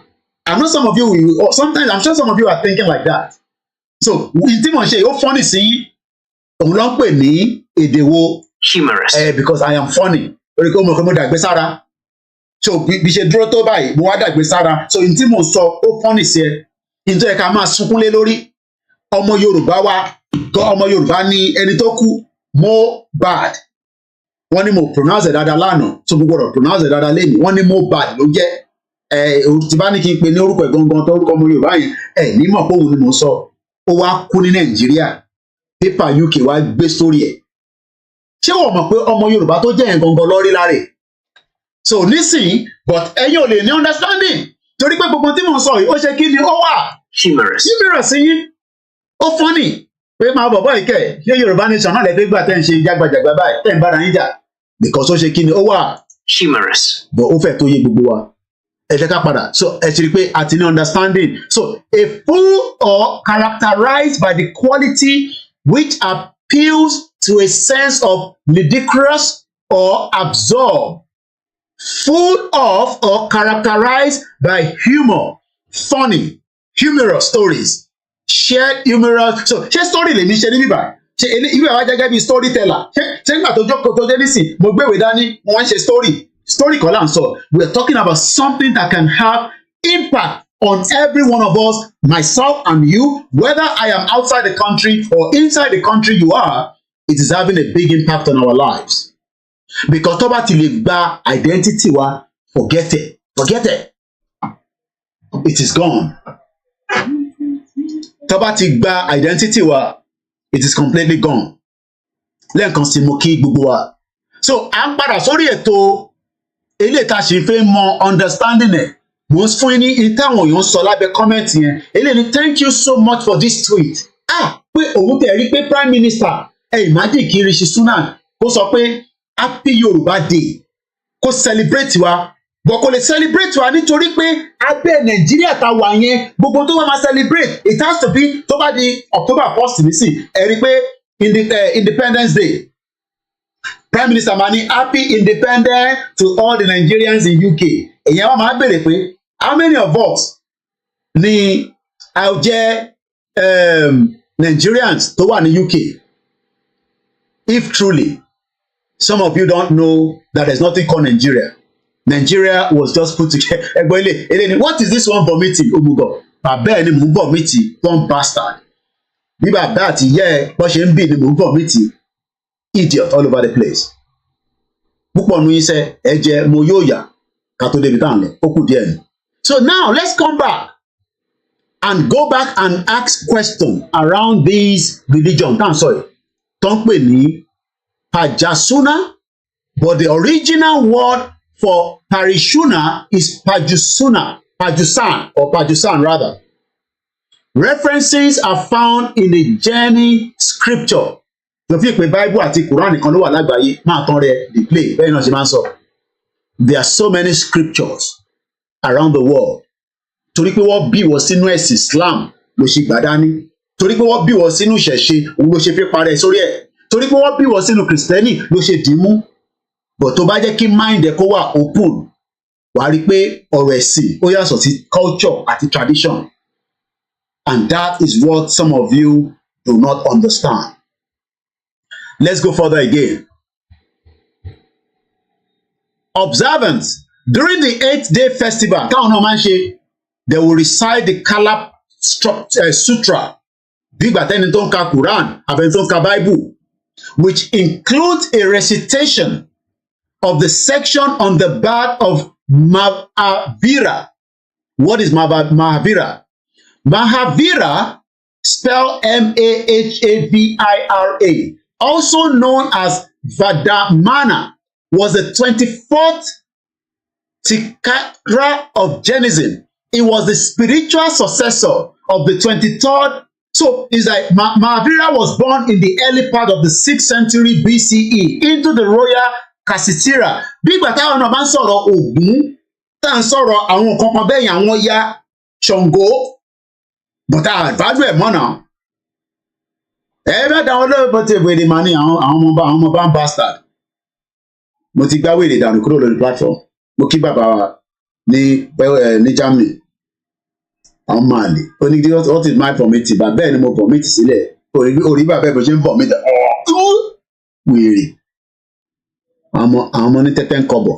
Wọ́n ṣe ń bá wọn sùn lábẹ́ mọ́tò ní gbogbo ṣòdì. Gbẹ́gbẹ́dẹ́ síta. Àgbàsí fún níbẹ̀. Àgbàsí fún wa fún 5,000 naira. Wọ́n tẹ̀lé 5,000 fún. Ẹ ṣiṣẹ́ gún ọ̀kadà. Àwọn area boys àgbọ̀wọ́ lọ́wọ́ yín wọ́n á nà yín ní gidi. Gbogbo ẹ̀ láàrin lórí social media. Ọlọ́pàá ṣe tiẹ̀ fún yín, sójà ṣe tiẹ̀ fún yín, gọ́vnà ṣe tiẹ̀, ìlú á ṣe tiẹ̀. They play. Àjọ wà lórí ẹ̀ ní. Bẹ́ẹ̀ ìwọ náà ṣe ní game náà dey play. Ìwọ náà dey play. Kémi òkúkú sí Nàìjíríà. Wọ́n bí ọlọ́pàá. Jílù yìí, tí bí ọlọ́pàá náà dá. Àwa náà mi kí ló ní kí ó jẹ gbóyó ni. Tọ́ba wọnú ilé mi gan gbọ́dọ̀ nù. À ń bọ̀ sí bọ̀ sí. Born bastard. Mo kí gbogbo alẹ́ nǹkan sí. Ẹ káàbọ̀ sórí ètò gbogbo ẹ̀yin tí ẹ̀ ń gbọ́ wa. Now, kí la fẹ́ rí lè mú jáde nínú àwọn tá à ń sọ yìí? It's just to tell us that ẹ jẹ́ ká ṣe sùúrù àwọn tá a gbé ẹ̀sìn dání. Torí pé ẹ̀sìn tí wọ́n gbé dání yẹn, to be honest with you, it means jack shit to some people. And that's the right word. Bó ṣe máa sọ nìyẹn. Tó bá lọ sọ fún yàn kan pé I'm a Muslim. Tó bá lọ sọ pé I'm a Muslim. Why and then so what? Tó bá jẹ́ Muslim kan, who give a F word? Tó bá sọ pé I'm a Christian and then so what? láàrin ààrẹ àti family ẹ àti community ẹ ní kó lọ máa ṣe yẹn. And that is why in UK we call it religious tolerance. Tó o bá wà religious tolerant o lè gbé nílùú yìí inú zoo Nàìjíríà náà ló wọ́n máa gbé torí pé zoo níbẹ̀ yẹn. O lè pẹ́ nínú zoo oríṣiríṣi animal bẹ́ẹ̀ ṣe ń jẹra yín tọmọ kékeré ó gé pọ́nrán bàbá ẹ̀ ó lọ fi ṣògùn ní Nàìjíríà Yorùbá bẹ́ẹ̀ ṣe ń ṣe rituals torí pé that is the kind of life tẹ̀ ń gbé nínú zoo. But zoo wá tí wá yàtọ̀ zoo ta abroad ó ní structure ó nígbà tá a máa fún ìbáràn lion tó wà Nàìjíríà bí ìgbà tó yẹ pé ìgbéyàwó fún lóúnjẹ jẹ ní gbogbo ẹgbẹ́ ó papò. Take time and take it easy lórí ọ̀rọ̀ religion. Don't die for religion. Gbogbo ohun tó bá ń sọ fún ẹ nínú scripture tí some other people do not believe in that scripture. Kò dẹ̀ sí nǹkan tó lè sọ pé scripture tiẹ̀ ó supersede tẹlòmíì. Ibi tí wọ́n mọ̀ dé ní wọ́n sọ yẹn. Tó bá sọ pé yẹn torí pé o gbé ẹ̀sìn kan dání ibi tí wọ́n gbọ́n dé nìyẹn má wá sọ pé ẹ̀sìn ẹ̀ tó bá ṣẹ̀ sí tèmi that means pé òun lọ sí hellfire. Oh my God. Ó dàbí ṣe travel ṣá. Ọmọ ẹ̀kú mi náà ti lọ wà láàrin àwọn jagbajantis. Exposure. Tí bá wo building mi tí mo wà nísìn, mo mọ gbogbo àwọn tájọ wà ní building at least to some extent. Mo mọ ẹ̀sìn tí olúkálùkù wọn ń ṣe, but from the dress code, from the ìgbà míì tó bá rí àwọn tàtú kan wà, àwọn ọ̀pọ̀ everybody. But lọ́dọ̀ ní Nàìjíríà, ìyà ti jẹ bombastar sí púpọ̀ ní lára. Ẹ ti jẹ moyóyà. Torí pé ẹ̀sìn tí ẹ fi ń jà kò ní fún yín ní result yẹn. And that is why the government have been able to make use of you the other way around. I want to bring mo fẹ́ ká wo bí a lè rí fídíò kan láti fi báàkì àwọn eléyìí ká tó máa lọ sí the next part of the program, which is going to be United Arab Emirates. Why did Jains avoid consuming outside food during? All right, let's listen to this. I do not own the copyright. This is just for educational purpose. अलग-अलग प्रकार की आराधना साधना सत्य पूर्वाधिकार. So number one kò sọ English. Straight away right there, that shows that English is not their language. Torí pé kò sọ èdè Gẹ̀ẹ́sì ẹjọ́ fẹ́ bá. So nísìn tábàtẹ̀ gbogbo tó sọ nísìn báwo la ṣe fẹ́ understand it? Because tí bá ní kí n tẹ̀ play níwọ̀nba tí a kọ̀ rọra gbọ́ 6 seconds kò sọ English because English is not their language. But àwa táwa ní Nàìjíríà speak American English, speak British English. Nínú ilé mi post kan wọlé lénìí ó wà wájú mi báyìí jẹ́ nǹkan tó sọ síbẹ̀ fún ẹ. Ó ní dear resident and business owner, council wants to create a healthier, greener and safe neighborhood. We would like to work together with residents to explore what might be possible in your community. Attached is a map which shows one of the areas that we would like to be considered. This work will be guided by our journey and place programs and forms part of our quieter neighborhood project. This is a dedicated project page for the greener, quieter neighborhood project, where we have added more information, explain what quieter neighborhoods are, and provide details on how we wish to work with the community to help improve your neighborhood. Níjọ́ wo ni wọ́n ti wá improve neighborhood yìí ní Nàìjíríà?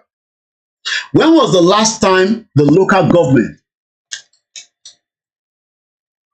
once again, àgbọn tẹ́lẹ̀ fi sọ nísìnyí torí pé èdè tó fẹ́ fi sọ ọba Elédùmarè nìkan ló mọ̀. But what we can say is that during the auspicious days of the Paryushana, when we are undergoing various spiritual activities, we should avoid eating outside food or street food for 8 days, including the ones offered by neighbors or ordering online through the delivery apps, food delivery apps. We should forsake eating in the restaurant and hotel. Hotel food is more attractive with intense taste and aroma, which aggravate our connection with the taste bud and intensify our instinct. These are the days to undergo various type of austerity. Ẹ̀rọ tí pa àwọn Mùsùlùmí náà ní ẹgbàwẹ̀ 30 days kí o lè mọ bó ṣe ń rí fẹ́ni tẹ́bí ń pa. To control one's smell and taste bud is one of the duty of the Paryushana. We need to overcome the weakness to have desirable food during these 8 days.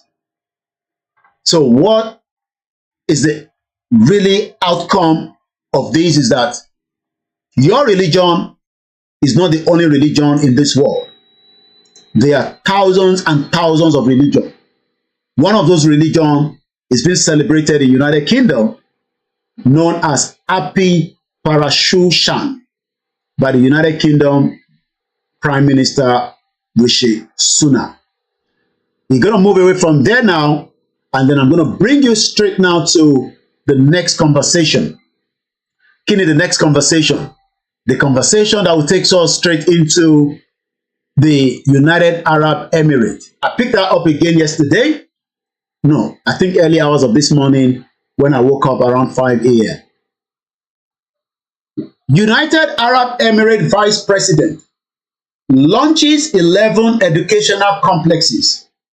Each complex, each of these complexes is equivalent to 4 schools, boasting between 86 to 92 classrooms, and can accommodate over 2,500 students each. I'll repeat that again. United Arab Emirates, tí Jagaban lọ láìpẹ́, they've launched something. Kí ni wọ́n launch? They will need more space for their education for their own citizens. And they've decided to add extra layers. See, tí wọ́n ti ní tẹ́lẹ̀.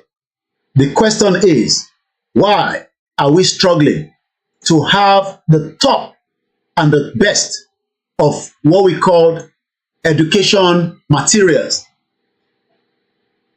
Each of these complex, it is the equivalent of school mẹ́rin. Nínú school mẹ́rẹ̀ẹ̀rin, ní school mẹ́rin yẹn, èèyàn 86 to 92 lè wà nínú classroom ẹyọ kan. So that means pé ó lè accommodate over 2,500 students each. Let's go further. Sheikh Masoud bin Saeed Al Nahyan, the Vice President and the Deputy Prime Minister and the Minister of the Presidential Court, has announced the launch of 11 new educational complexes.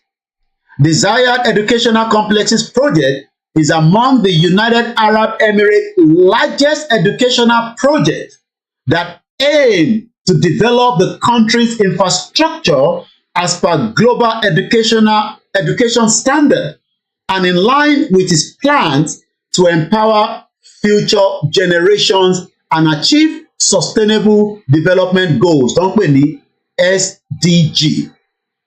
You'll be wondering why Nigeria is not in the same position like this, because the country does not value what we call education.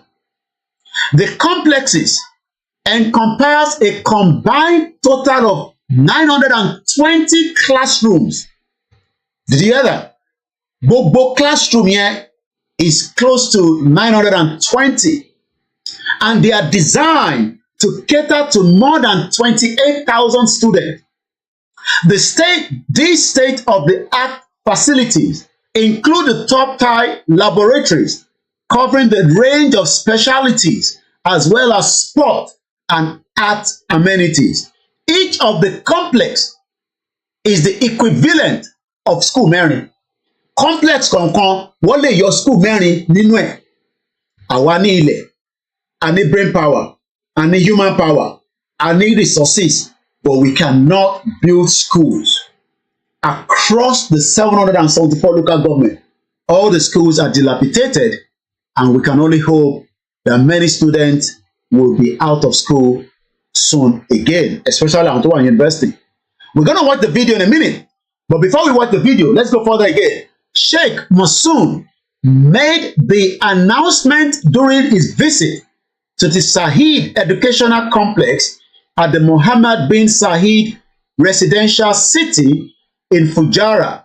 Accompanying him were Sulai bin Mohammed Al-Mazuri, the Minister of Energy and Infrastructure, Sarah Al-Amiri, the Minister of State for Public Education and Advanced Technology, and the chairwoman of the Emirate School Establishment, ESE, and Sarah Musa Salam, Minister of State for Early Education, as well as a number of officials. I'm sure these are part of the images coming out from that particular building.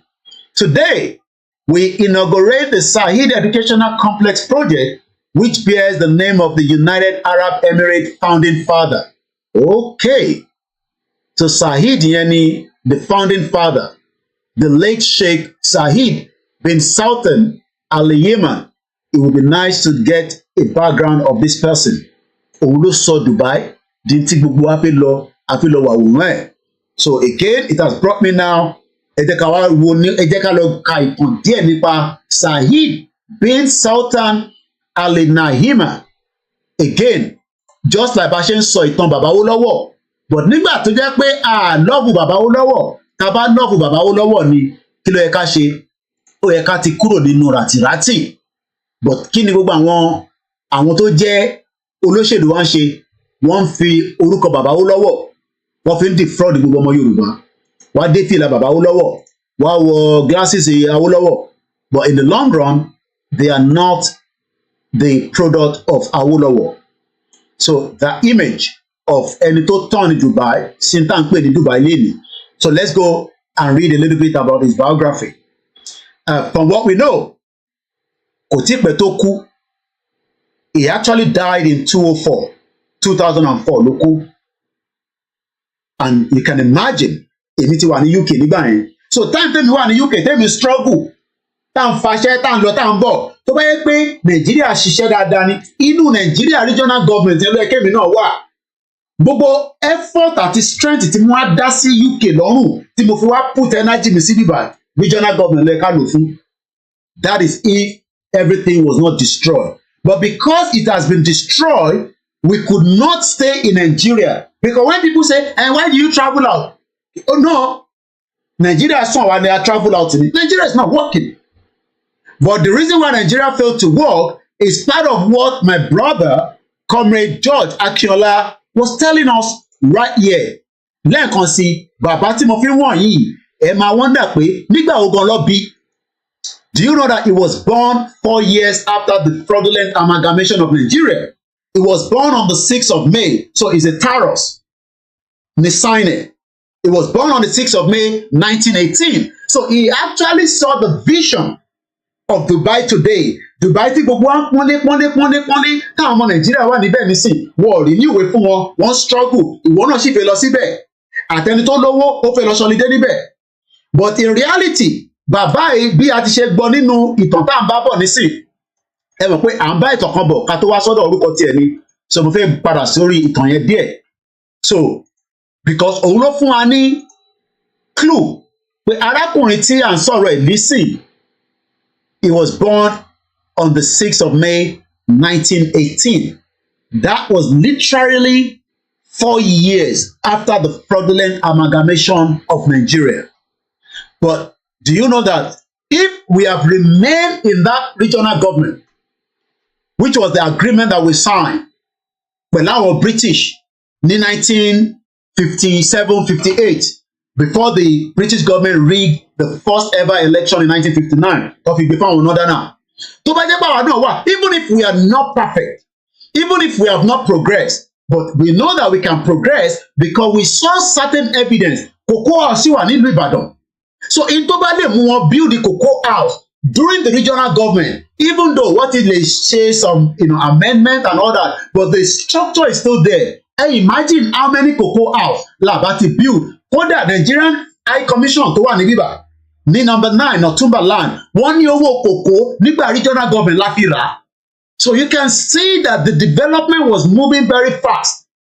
Abati beat in tó ń pè ní Dubai lẹ́nu. But the fraudulent country was destroyed. But Comrade George gave us this. Impediment to Yoruba development is the impediment to Odua development. Without Nigeria, we won't be where we are. 1962. Without Nigeria, we will not be where we are. Ó dà pé ò tí understand meaning.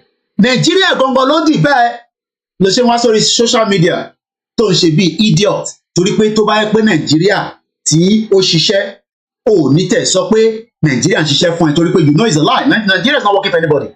It's not working for me. It has not worked for you. It's not going to work for the future generation. It is just going to be the merry-go-round. Merry-go-round. And what FOLAYEMI was saying is talking rubbish. That it is just too early for us to expect development in a 63-year-old country. Ó dà ń pé tágbàjàgbà ló ń sọ lẹ́nu. But Nigeria ni kò jẹ́ ká lọ síbi tó yẹ ká lọ. South Korea kò tẹ̀ sí ní àyíká wa rárá as far back as 1982. But today, South Korea ó ti develop ju bó ṣe yẹ lọ.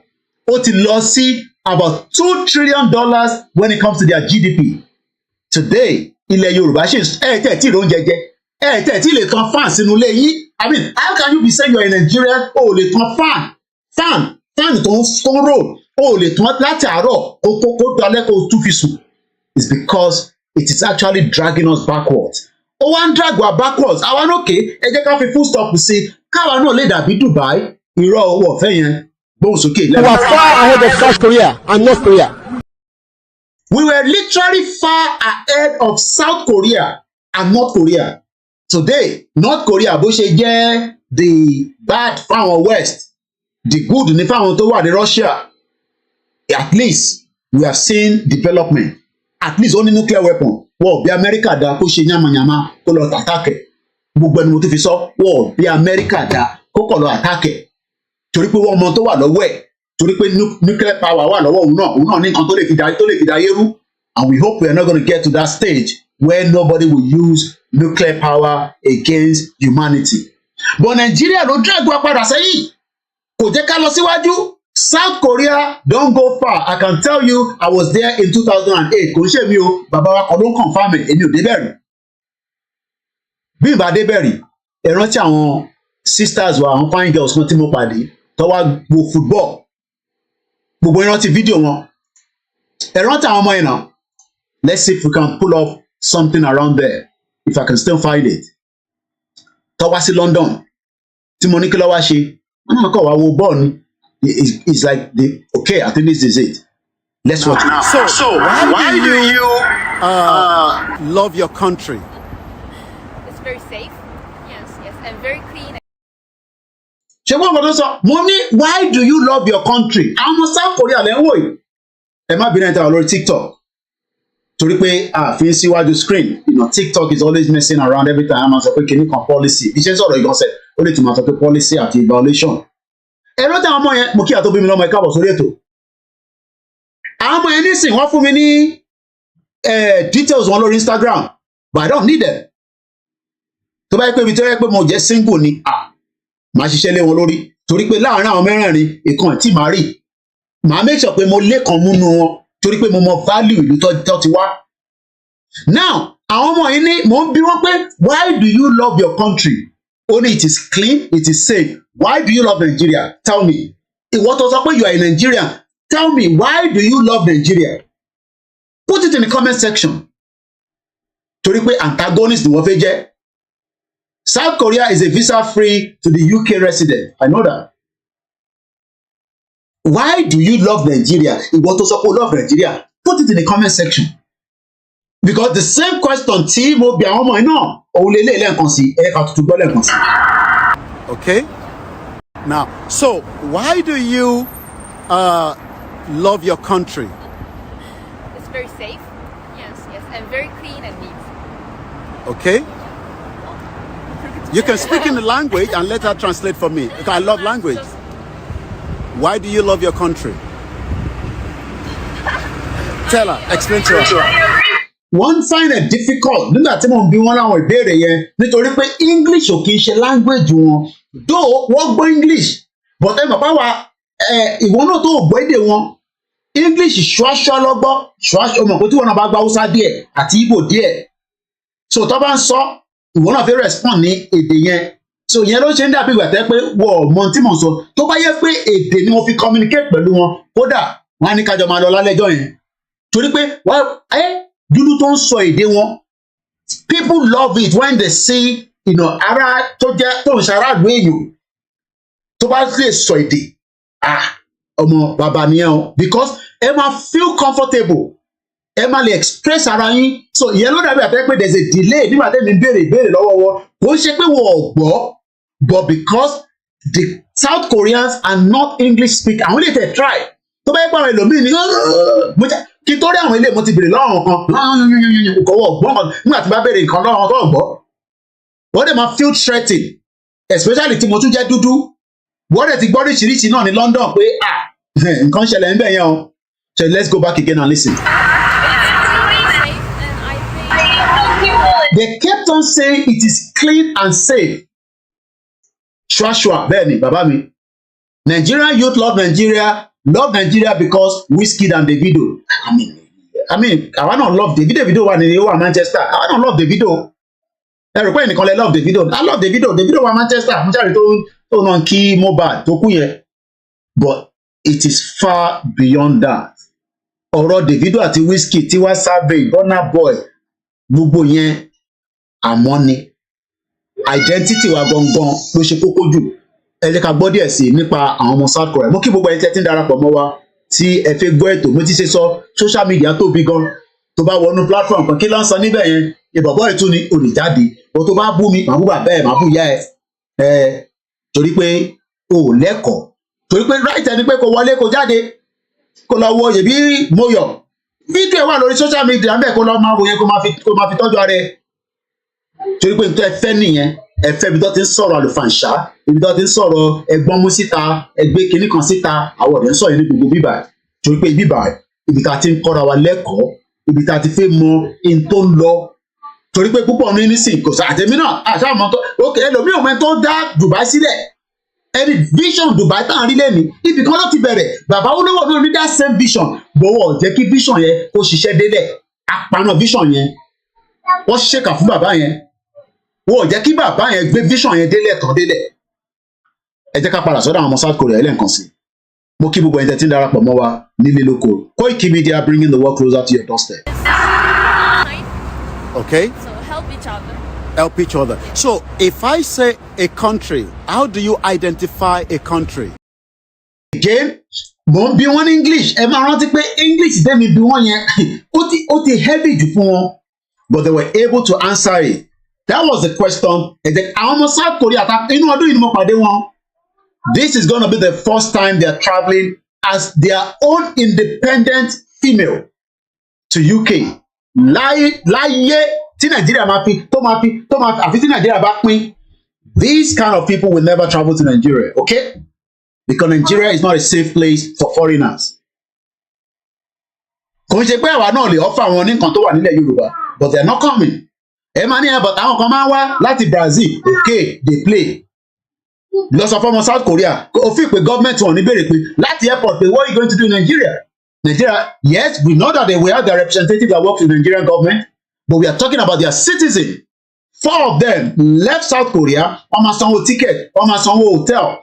Kí ló wá ṣe? Wọ́n wá sí Tottenham football. Wọ́n wá wo ìwọ. Mo sọ fún ẹ pé òwò ò lè fún ẹ ní visa gan kó wá wo Wizkid. Báwo lọ ṣe wá fẹ́ fún ẹ ní visa pé kó wá wo Tottenham football tó ń tẹ àwọn teams wọn tó ń play. Àwọn ilé dẹ̀ fly wá. Kò sẹ́ni tó máa bí wọ́n ní ìbéèrè because passport wọn tí kò ní value nígbà kan. Because these are the same South Korea tí ẹ̀gbọ́n mi Comrade George Akínọlá sọ̀rọ̀ lé lórí. Ẹ jẹ́ kí n rìn wá ìbẹ̀yẹn fún yín. Kọ̀mọ̀ pọ́sẹ̀ ni. These are the same South Korean. Wọ́n pé méjì, it's the same thing. It's the same South Korean. Government tí wọn ló ṣiṣẹ́ débẹ̀ fún wọn. Ẹ jẹ́ ká gbọ́ ẹ̀gbọ́n mi lẹ́ẹ̀kan sí níbí báyìí. impediment to Yoruba development. It's the impediment to Odua development. Without Nigeria, we won't be where we are. 1962, we were far ahead of South Korea and North Korea. We are far ahead of South Korea and North Korea. How about so North Korea? We were far ahead of South Korea. And South Korea, le ma wo loke yen. Ẹ̀yin ọ̀dọ́ wa, ẹ jẹ́ ká padà. They play, mo play náà ni. Ó pé orí program mo máa play ni. So ẹ jẹ́ ká gbọ́n táwọn ọmọ South Korea yẹn. Nígbà tí mo bèrè pé what is a country? It took them some few seconds to grab what my understanding was, but ẹ jẹ́ ká gbọ́. We are far ahead of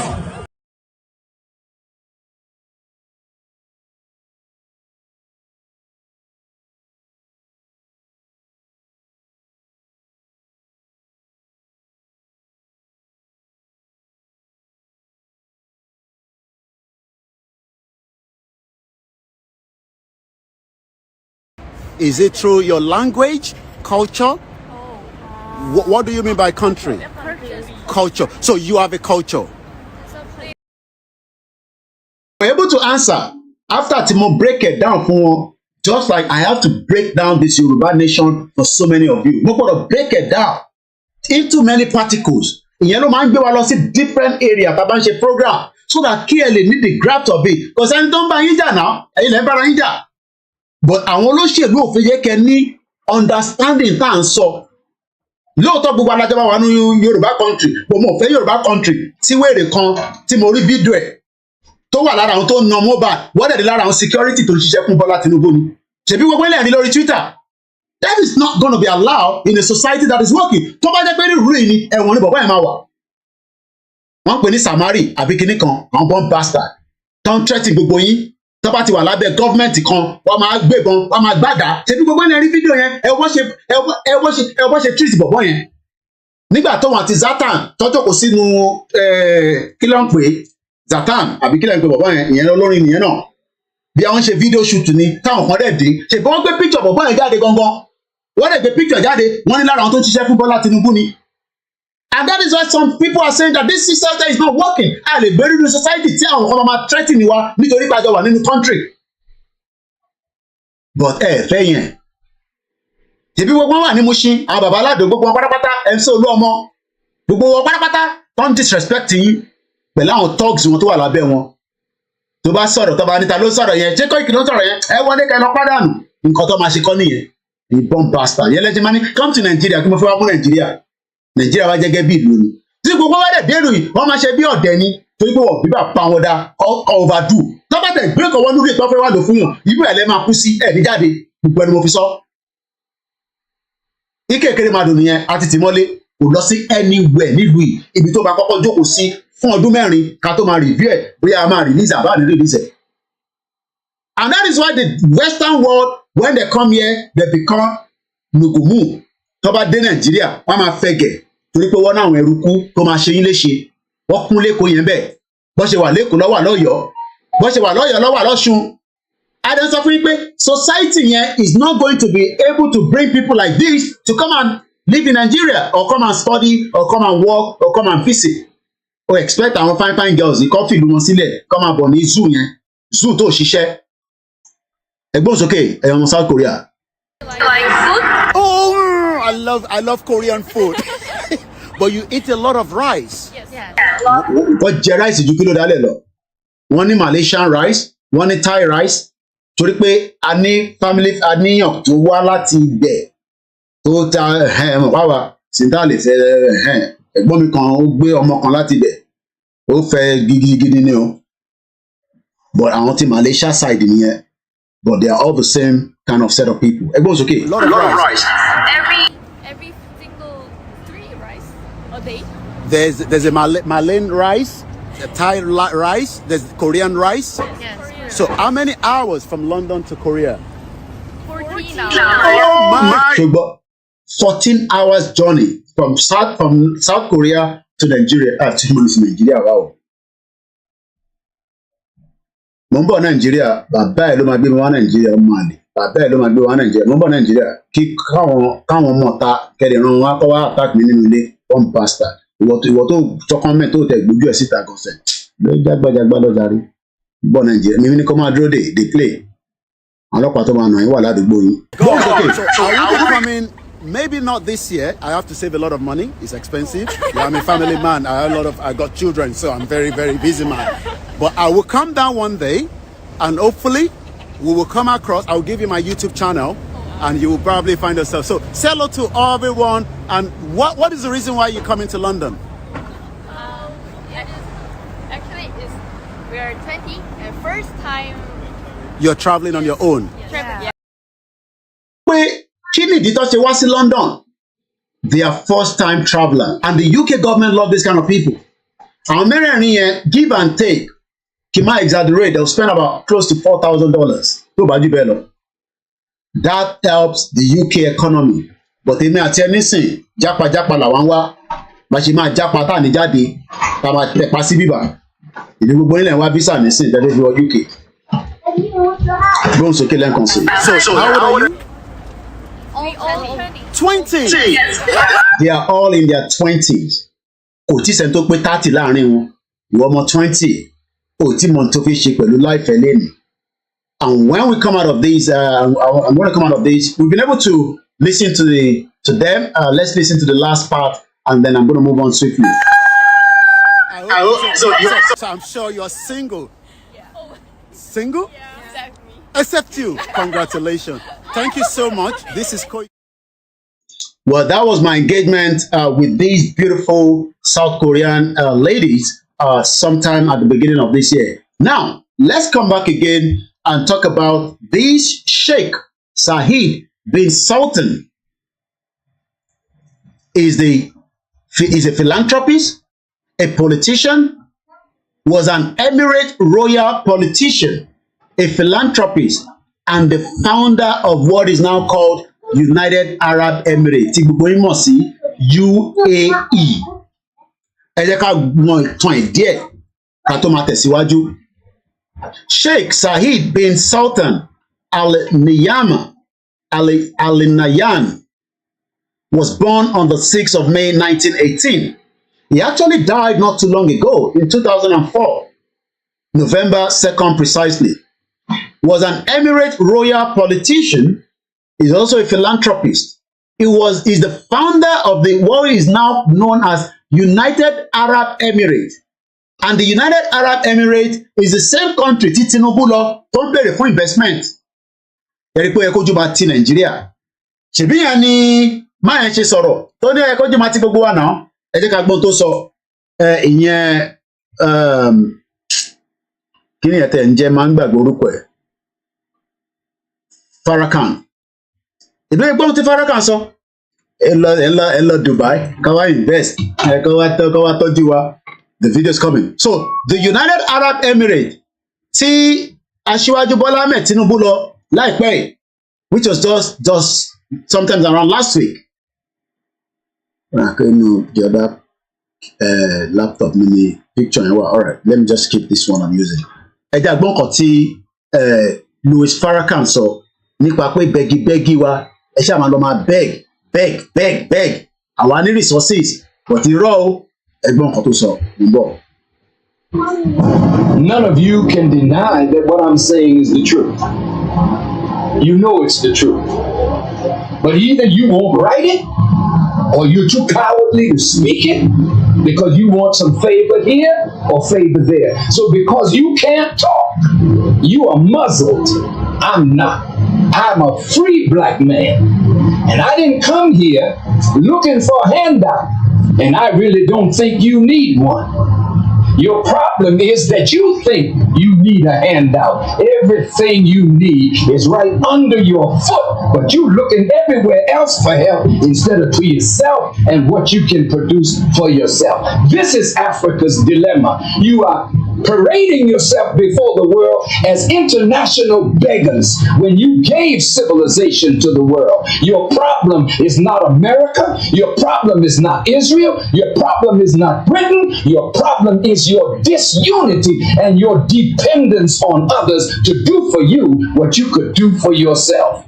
So I don't have to come back here anymore to help you. The help is already here. The knowledge is already here. The land is here. The sun is here. The water is here. The minerals are here. You have some of the finest minds in the world, but they're in Europe and they're in America making money while Africa suffers. Why don't we create politically stable environment and call the children of Africa back home to help build Africa? We are your children, and we will come and help. But don't expect us to come with billions of dollars when we don't have it. We're struggling in America, but you got it all right here under your foot. And you should be ashamed not to look to yourself, begging white folk to give you what you could give yourself. What I said today, which one of these countries is going to give you $20 million? America's not going to give you $20 million. You got it right here, but your disunity won't allow you to pull it. It's your fault, and you got to accept that responsibility. That is why my message is atonement, reconciliation, and responsibility. We got to stop blaming everything on somebody else and see what is our responsibility here. Mo wá realize pé kí n lo fídíò yẹn gangan, audio yẹn ni máa ń sábà lò, so I'm preparing to say so that ẹ lè rí ẹni tó ń sọ̀rọ̀ yẹn gangan. Most of the time I tend to be using the audio when I can also use the video. So while I'm preparing the video for us, maybe we should just watch this. This was just my routine check longly, and I hope you will be able to do so yourself on the other side of the globe where you are in Nigeria, so that you can be able to live long life. Whether it's going to cost you money, I don't know. How you're going to do that, I don't know. And the backup channel, we have told you so many times, it is still there. Go out and register there. You'll be able to explore as many, and that is the link there. So Emma, let's talk about this is for those. Nigeria is not one of the countries on the ETA, because our visa or UK. This is actually for those in the same part of the world. And so listen, on access Latin or UK. But again, if you want to watch that, you can watch it later. But this is the one I wanted to watch while I prepare the actual audio with the video. Actually, my video I go listen. I'm about mo kí gbogbo ẹ̀yin tí ẹ wà lórí ètò, mo kí ọmọdé, mo kí àgbàlagbà, mo kí àwọn Biafra, mo kí Ambazonia, mo kí the Scottish people, the Welsh people, mo kí gbogbo àwọn tó fẹ́ freedom to be out of the Jagbajantis country, thank you Nigeria. This I attended to get my what I called my measurement.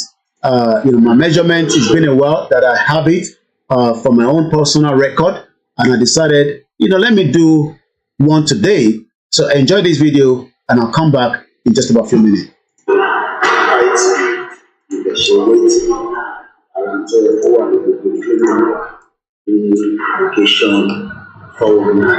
Okay, see you. Say thank you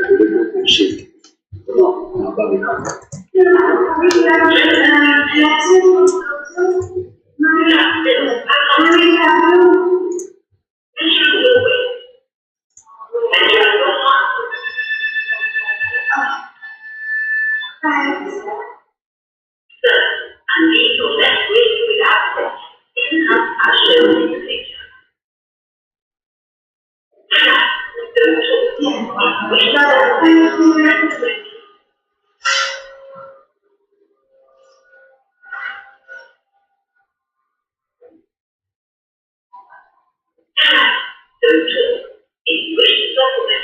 Thank you.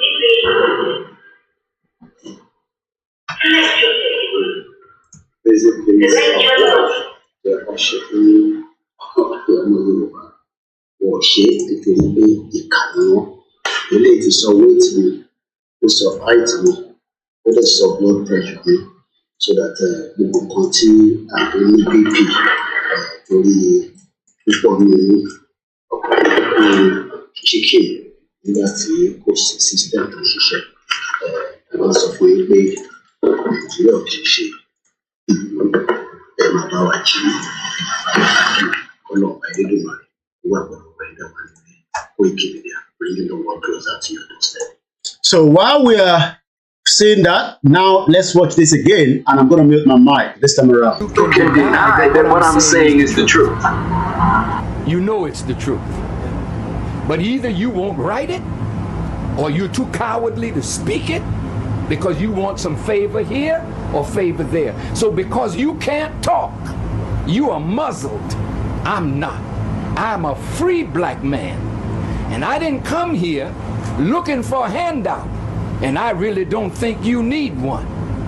Your problem is that you think you need a handout. Everything you need is right under your foot, but you looking everywhere else for help instead of to yourself and what you can produce for yourself.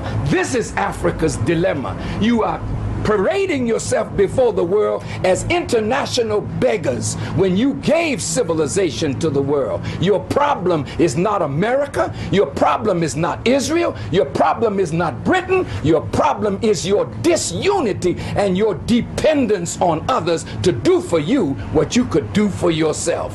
So I don't have to come back here anymore to help you. The help is already here. The knowledge is already here. The land is here. The sun is here. The water is here. The minerals are here. You have some of the finest minds in the world, but they're in Europe and they're in America making money while Africa suffers. Why don't we create politically stable environment and call the children of Africa back home to help build Africa? We are your children.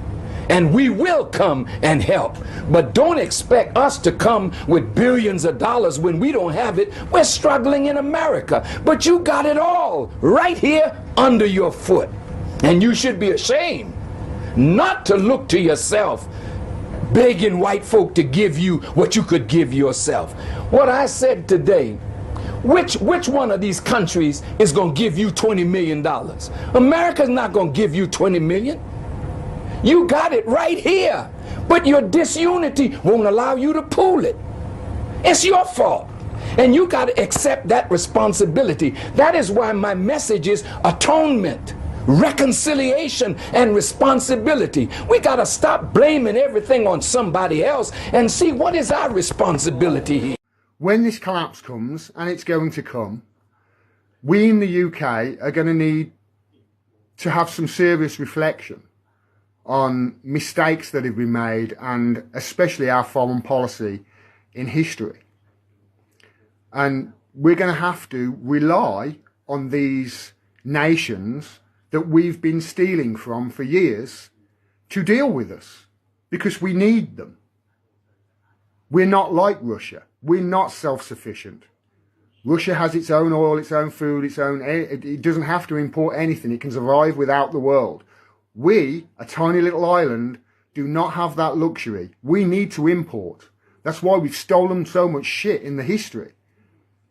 So what happens, do you think, in the next decade as African countries are rising and getting more powerful, and the Western countries that had them under their heel for so long, like the UK where I live, are on the way down and their economies are collapsing? What help do you think we're going to get from those countries that are becoming more powerful? How do you think that the Africans are going to look towards the English with regards to trade deals and buying their uranium off them if we need to? They're not going to look too kindly, are they? Especially if there's absolutely no apologies whatsoever. And as far as I can tell, this country doesn't apologise for jack shit. And the reason it doesn't apologise is because if it apologised for the stuff that it's done, it'd have to start giving back all of the stuff that it's stolen. I've spent hours inside the British Museum. That place is an absolute, it's a treasure trove. It's incredible. And it's nearly all nicked. And we're going to have to, in the UK, in the West, really start looking at our place in the world and really start looking as to whether we really do value the things that we say we do. I saw somebody earlier saying, you know, this is what the West do. They just play pretend. It's no wonder the West now accept a man being a woman if he just identifies as one, because we in the UK have been identifying as a nation that is on the side of law and order. A nation that values free speech as it's censoring everybody. A nation that values freedom of the press and is a shining light and a beacon for freedom of the press throughout the world, whilst it's literally torturing the best journalists the world has ever seen in its capital. We say we are these things. Our government says them all the time. The diplomats are like that. But it's just all hot air. Nothing we do as a country backs up what these people are saying the country is. Nothing. I love my country, and that's what I want my country to turn into, to be. I think it's the most patriotic thing a person can do. But when I talk about these things, people call me a Putin puppet. They've been propagandized to such a degree, they don't know their allies when they meet them. And we've got some serious apologising to do in this country. To all of these nations that we have stolen from, to all of these nations whose leaders we've helped assassinate and overthrow, all of these coups that we've done around the world in countries just because we didn't like what they did. So we killed them and we overthrew them and we put in a dictator who created a secret service and was just brutal to the people in that country. We didn't care, as long as we carried on getting the oil. We're meant to be a country that cares about these things. It cares about truth and honesty and justice. This country prides itself on the UK justice system. Well, there's no greater injustice in this world right now than the imprisonment of Julian Assange, and we're the ones doing it in the UK. And to all those people in Africa, rise up. I'm in the West and I'm fighting for you. And I tell you, we really are the people in the country, the people in the UK, the people in this chat in the UK who know the truth. We're on your side.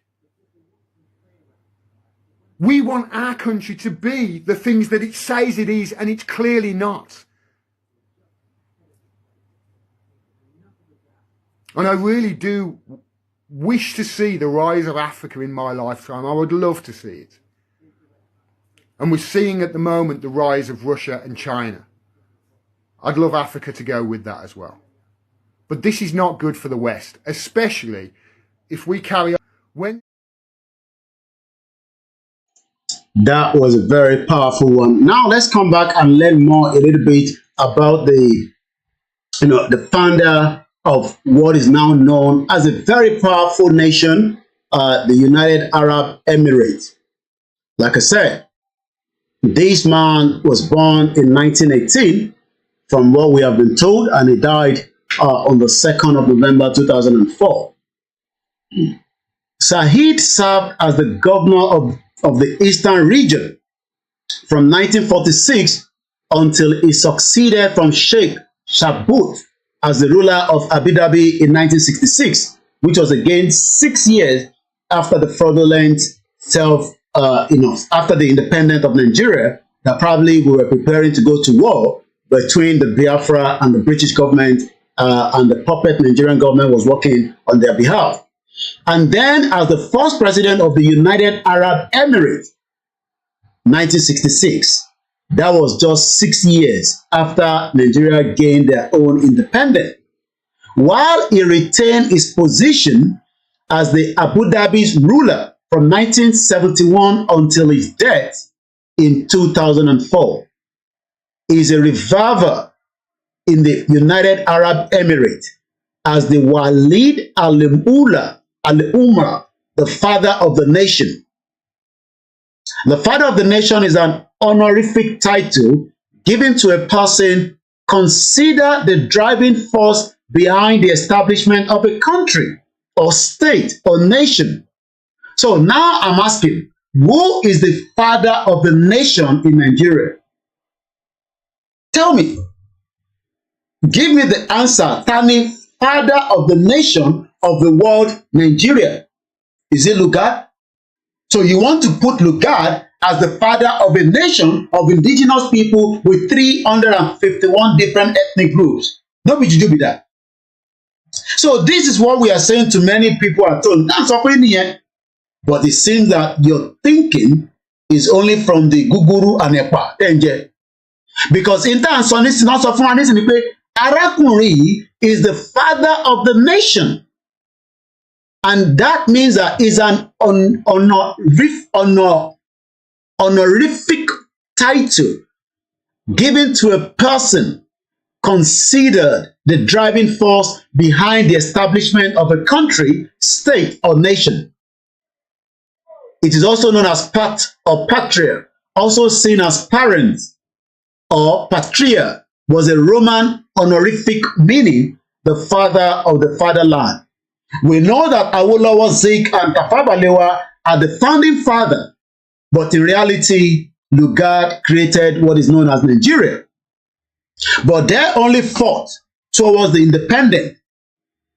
And when you look at the distance between Batawagba independent and when this ruler started working, you wonder why we are still going there to beg for money and beg for assistance, like we saw with the president travel there last week. Zahid replaced his older brother, Sheikh Shagbut bin Sultan, as the ruler of Abu Dhabi on the 6th of August 1966 after Shagbut was disposed through a bloodless coup by members of the ruling family with the British support. Did you hear that? The British support. But many Nigerians love the British, just like we love them as well. But they've actually taken us backwards. So that means people see coup to London in Nigeria. You think they're going to come out and tell you, oh yeah, we are aware, we know about the coup. You must be joking. Maybe I should read that again. Sahid actually replaced his older brother known as Shagbut bin Sultan. Shagbut bin Sultan Al Yemen was the ruler of Abu Dhabi from 1928 to 1966 when the British supported a bloodless coup. So today now they are saying, no, we don't want the Niger coup. Niger coup. Oh, no, that cannot be tolerated. Even though America refused to call it coup. America still wants to be relevant in Niger after building about almost $110 million worth of drone base. The biggest in Africa. If not the world here, according to what we are told. It actually cost American government $110 million. So you want them to call Niger coup, and their constitution say anytime there's a coup, we cannot support it anymore. Rather, America is playing that, that song. Don't you think America is smart? America is still the only country, apart from some other countries, that refuse to call it a coup. Because the moment they call it a coup, it will change the narrative. And I guess I have, something from another angle from this man that speaks on the RT sometimes. I'm sure some of you know him, Kilo Tenjeno, that Oniwala guy. Where's his video now?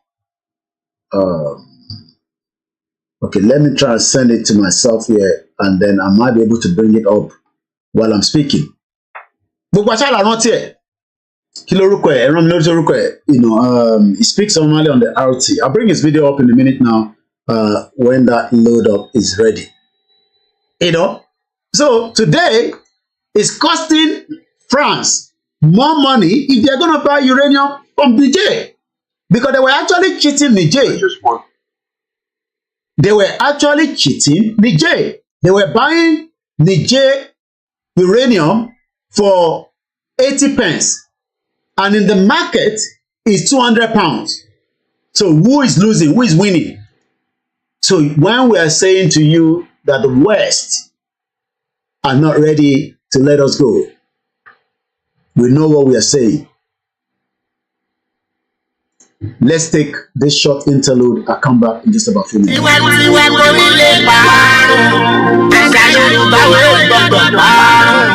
YNFF Board of Trustees National Power ìdíje àṣà wa. Bẹ́ẹ̀ni, àṣà àti ṣe wa ò ní parun láíláí. Ìdí nìyí tí YNFF Board of Trustees ṣe ń ṣonígbọ̀wọ́ eré ìdíje àṣà àti ṣe Yorùbá nípínlẹ̀ mẹ́jọ. Ìpínlẹ̀ Kogi, Kwara, Èkó, Ọ̀ṣun, Oǹdó, Èkìtì, Ọ̀yọ́ àti ìpínlẹ̀ Ògùn. Láwọn ìpínlẹ̀ tí ìdíje bí ayò ọlọ́pọ́n, ìjàkadì, ijó ìbílẹ̀, ìdíje ẹwà àti bẹ́ẹ̀ bẹ́ẹ̀ lọ yóò ti máa wáyé. Ọ̀sẹ̀ kẹta nínú oṣù kẹsàn-án ni ìdíje ẹlẹ́kùnjẹkùn yóò máa wáyé. Àwọn tó bá gbégbá orókè ló pegedé fún àṣekágbá nínú oṣù kẹwàá. Ẹni sọ lẹ́nu sàpò ìyàkọ́. Odò tó bá gbàgbé orísun ṣetán láti parun ni. Ẹ̀jẹ̀ àjọ gbárùkù tìdíje àṣà àti ṣe ilẹ̀ Yorùbá tẹlẹ́kùnjẹkùn yìí. Fún ẹ̀kúnrẹ́rẹ́ àlàyé tàbí ẹ fẹ́ ṣonígbọ̀wọ́ tàbí olùrànlọ́wọ́ ẹ lè kàn sí Mr. Olú lórí +44 73 93 15 98 82 tàbí T-Best lórí +2348 16 04 95 979. Mr. Wasiu Aina +134 7500 9472. Ajia Queen Ara +44 7946 313160. Mrs. Roslyn +1416 992 2189. Aṣọ ìbílẹ̀ nìkan la yàn láàyò níbi àwọn ìdíje wọ̀nyí. Ìdíje àṣà àti ṣe ilẹ̀ Yorùbá ẹlẹ́kùnjẹkùn ọdún 2023 YNFF Board of Trustees ló ní àṣà àti ṣe wa ò ní parun láéláé.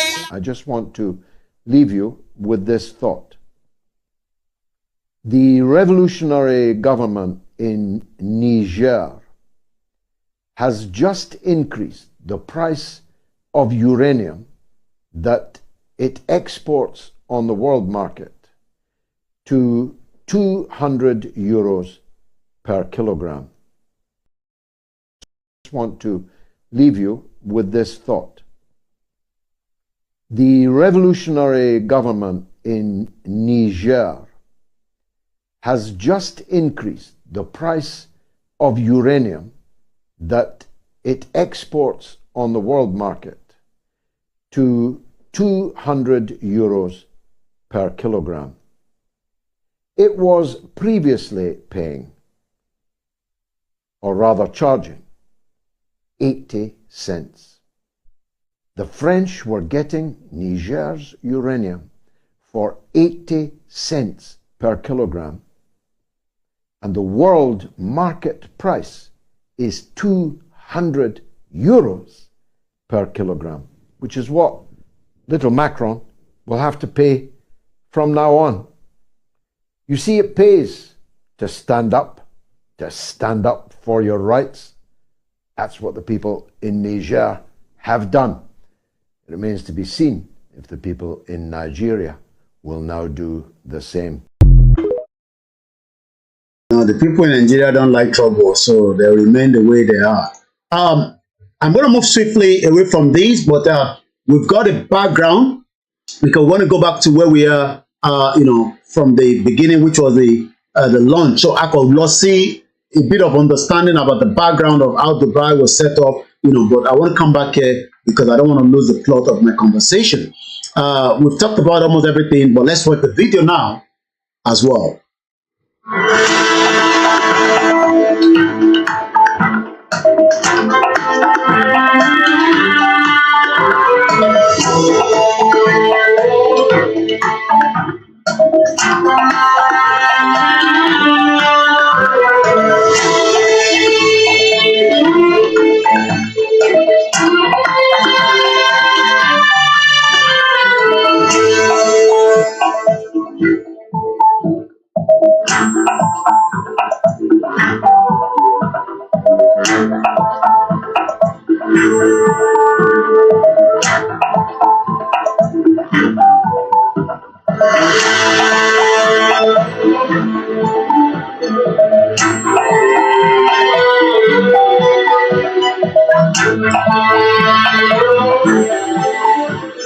We actually don't need the sound, but you can see, what a standard classroom.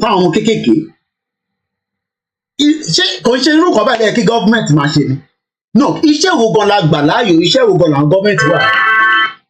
If not building, education, security, the welfare of the people. Ṣé àwọn ilé nísìn, ṣé wọ́n lórí méjì? Oúnjẹ làwọn ọmọ ẹ̀ tó fẹ́ jẹ nísìn. Ẹ wo standard ibi tó ti fẹ́ jẹun. Wọ́n gbọ́dọ̀ mọ oúnjẹ tó ń jẹ. Ẹni tó bá dẹ̀ fi gbóúnjẹ wá láti ilé ẹ̀. Ẹ wo classroom, ẹ wo ibi tí wọ́n ti fẹ́ jẹun, ẹ wo sport area. Ẹ̀yin tẹ́ ń kọ́lé tó ń dà wò. And this is the future that we want in Yoruba land. Swimming pool lele.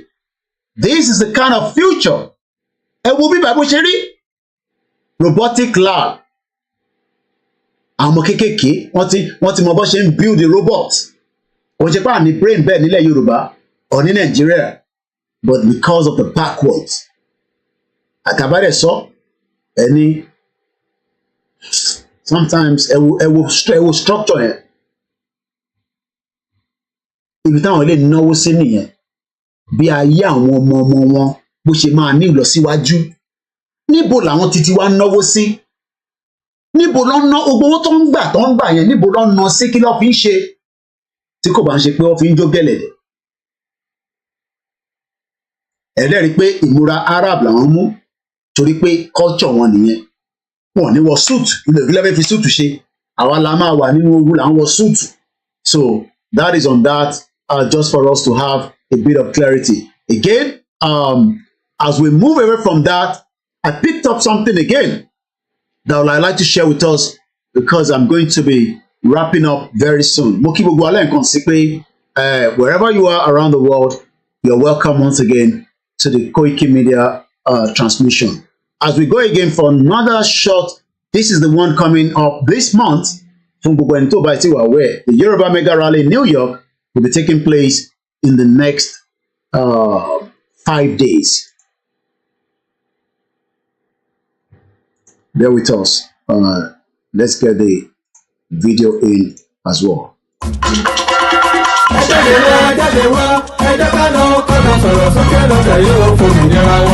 Yorùbá wà lọ̀rọ̀ ikàn pátápátá la ṣe ń lọ́gbọ̀n ẹ̀tàn tantan sétí ọmọ aládé gbogbo nígbàgbọ́ wípé bẹ́ẹ̀ ṣe ń gbọ́ lẹ́yìn náà mọ̀ sọ fún àwọn yòókù kárí ilé kárí oko tí gbogbo wọn sì péjú pésẹ̀ síbi ìwọ́de àlágbá yamuyamu tàlújá tó ń bọ̀ lórílẹ̀‐èdè Amẹ́ríkà yìí ti Yorùbá Nation Diaspora Mega Rally in alliance with Yoruba World Media àti Yorùbá Nation Self-Determination parapọ̀ dọ̀kan ṣàgbékalẹ̀ New York Super Mega Rally ọjọ́ mẹ́ta gbáko ló máa fi wáyé bẹ̀rẹ̀ látọjọ́ ìṣẹ́gun Tuesday ọjọ́ kọkàndínlógún oṣù kẹsàn-án títí di ọjọ́bọ̀ Thursday ọjọ́ kọkànlélógún oṣù kẹsàn-án bákan náà látago 7 òwúrọ̀ títí di agogo 4 ìrọ̀lẹ́ New York Times láti máa péjú pésẹ̀ gbóhùn sókè rárá fáyé gbọ́ wípé ó tó gẹ́ Yorùbá self-determination is our right Yorùbá fẹ́ dá dúró a fẹ́ kúrò lọ́wọ́ ẹ̀tàn a fẹ́ kó nínú ìnira orílẹ̀-èdè Nàìjà bá a sì ń rọ gbogbo àwọn èèyàn wa jákèjádò àgbáyé tó ń bọ̀ wá síbi rálì yìí wípé ká pàdé lọ́jọ́rú 20 oṣù kẹsàn-án ní rally location 78 UN General Assembly 405 West 45th Street New York City New York 10017 fún ẹ̀kúnrẹ́rẹ́ àlàyé síwájú sí tàbí fún ọ̀kan ọ̀jọ̀kan ìbéèrè tẹ́ bá ní ẹ kàn sí wa látòrí èyíkéyìí wẹ́bsáìtì yìí www.megarally.org tàbí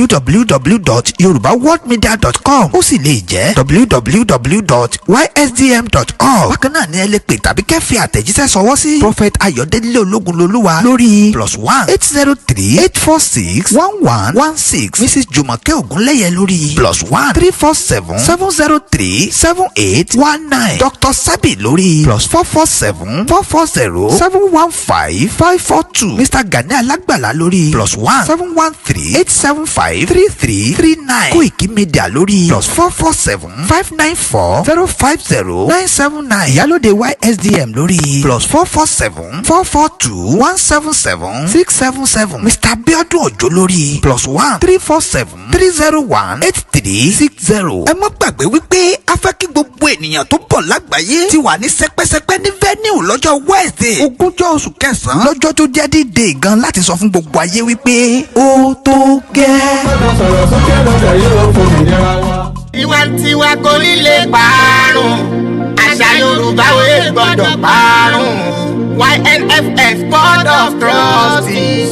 ṣonígbàwọ́ ìdíje àṣà wa. bẹ́ẹ̀ni àṣà àti ṣe wa ò ní parun láíláí. ìdí nìyí tí YNFF Board of Trustees ṣe ń ṣonígbọ̀wọ́ eré ìdíje àṣà àti ṣe Yorùbá nípínlẹ̀ mẹ́jọ. ìpínlẹ̀ Kogi, Kwara, Èkó, Ọ̀ṣun, Oǹdó, Èkìtì, Ọ̀yọ́ àti ìpínlẹ̀ Ògùn làwọn ìpínlẹ̀ tí ìdíje bíi ayò ọlọ́pọ́n, ìjàkadì, ijó ìbílẹ̀, ìdíje ẹwà àti bẹ́ẹ̀ bẹ́ẹ̀ lọ yóò ti máa wáyé. ọ̀sẹ̀ kẹta nínú oṣù kẹsàn-án ní ìdíje ẹlẹ́kùnjẹkùn yóò máa wáyé. àwọn tó bá gbégbá orókè ló pegedé fún àṣekágbá nínú oṣù kẹwàá. ẹni sọ lẹ́nu sàpò ìyàkọ́. odò tó bá gbàgbé orísun ṣetán láti parun ni. ẹ̀jẹ̀ àjọ gbárùkù tìdíje àṣà àti ṣe ilẹ̀ Yorùbá tẹlẹ́kùnjẹkùn yìí. fún ẹ̀kúnrẹ́rẹ́ àlàyé tàbí ẹ fẹ́ ṣonígbọ̀wọ́ tàbí olùrànlọ́wọ́ ẹ lè kàn sí Mr. Olú lórí +44 73 93 15 98 82 tàbí T-Best lórí +2348 16 04 95 979. Mr. Wasiu Aina +134 7500 9472. Ajia Queen Ara +44 7946 313160. Mrs. Roslyn +1416 992 2189. aṣọ ìbílẹ̀ nìkan la yàn láàyò níbi àwọn ìdíje wọ̀nyí. ìdíje àṣà àti ṣe ilẹ̀ Yorùbá ẹlẹ́kùnjẹkùn ọdún 2023 YNFF Board of Trustees ló ní àṣà àti ṣe wa ò ní parun láéláé. Let's come out again as we go into the final part.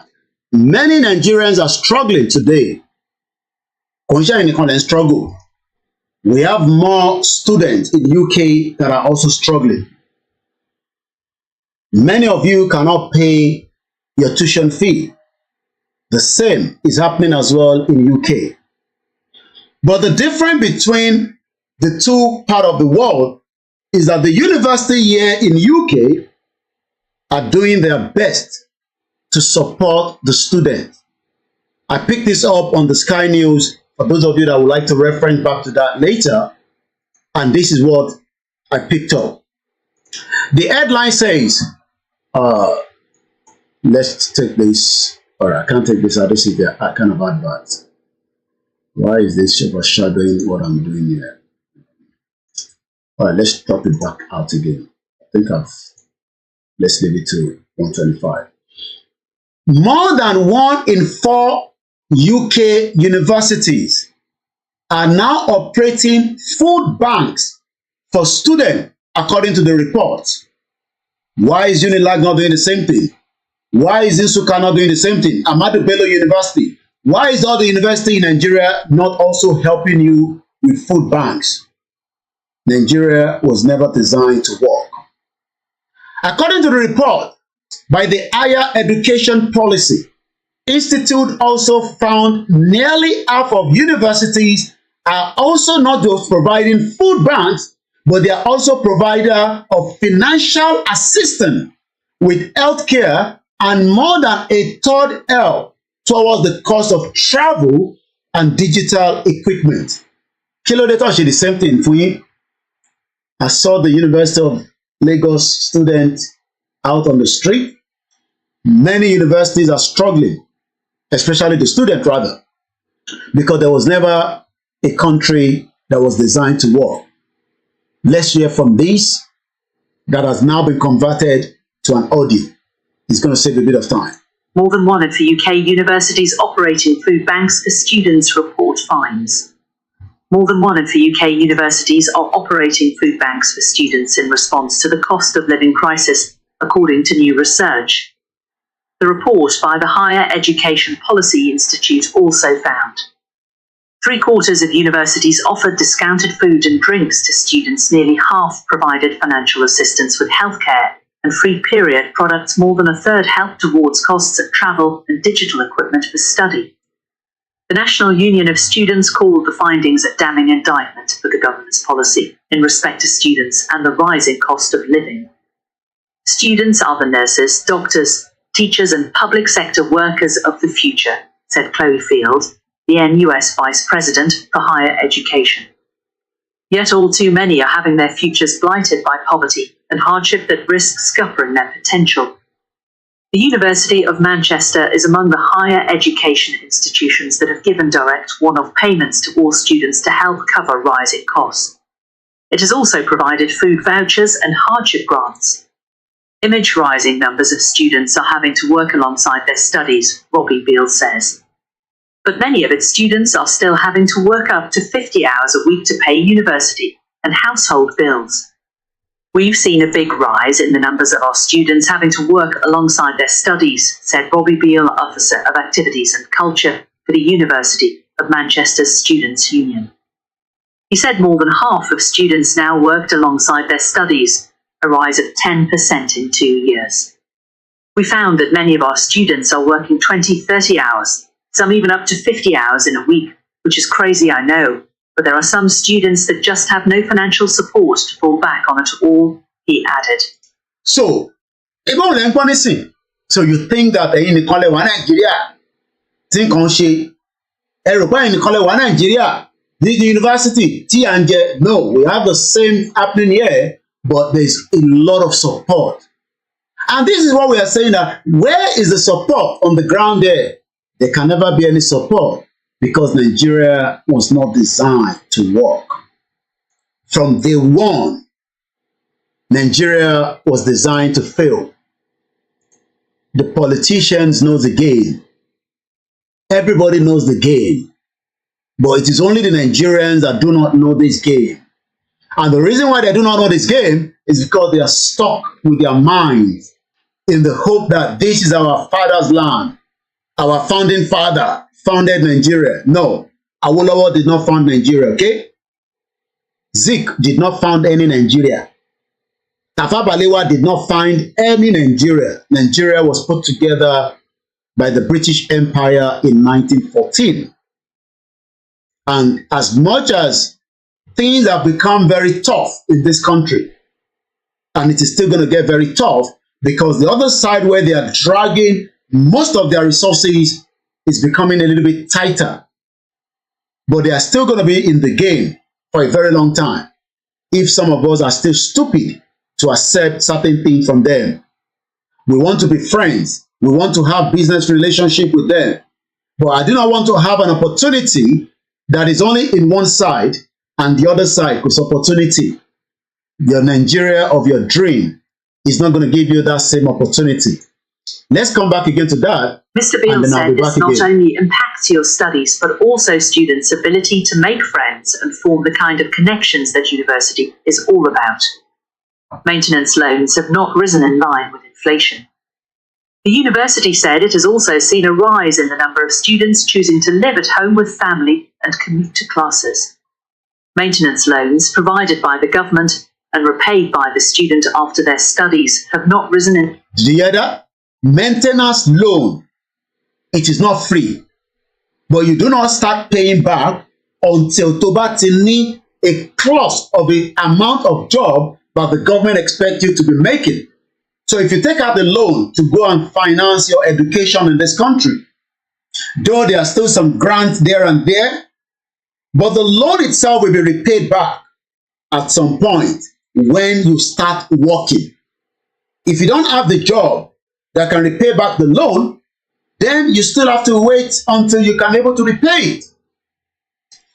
We are now going to go to the healthcare sector. The winter is coming when every one of us will be dressing like Babasuwe again. Many of our mothers cannot come back home because we are stuck in UK.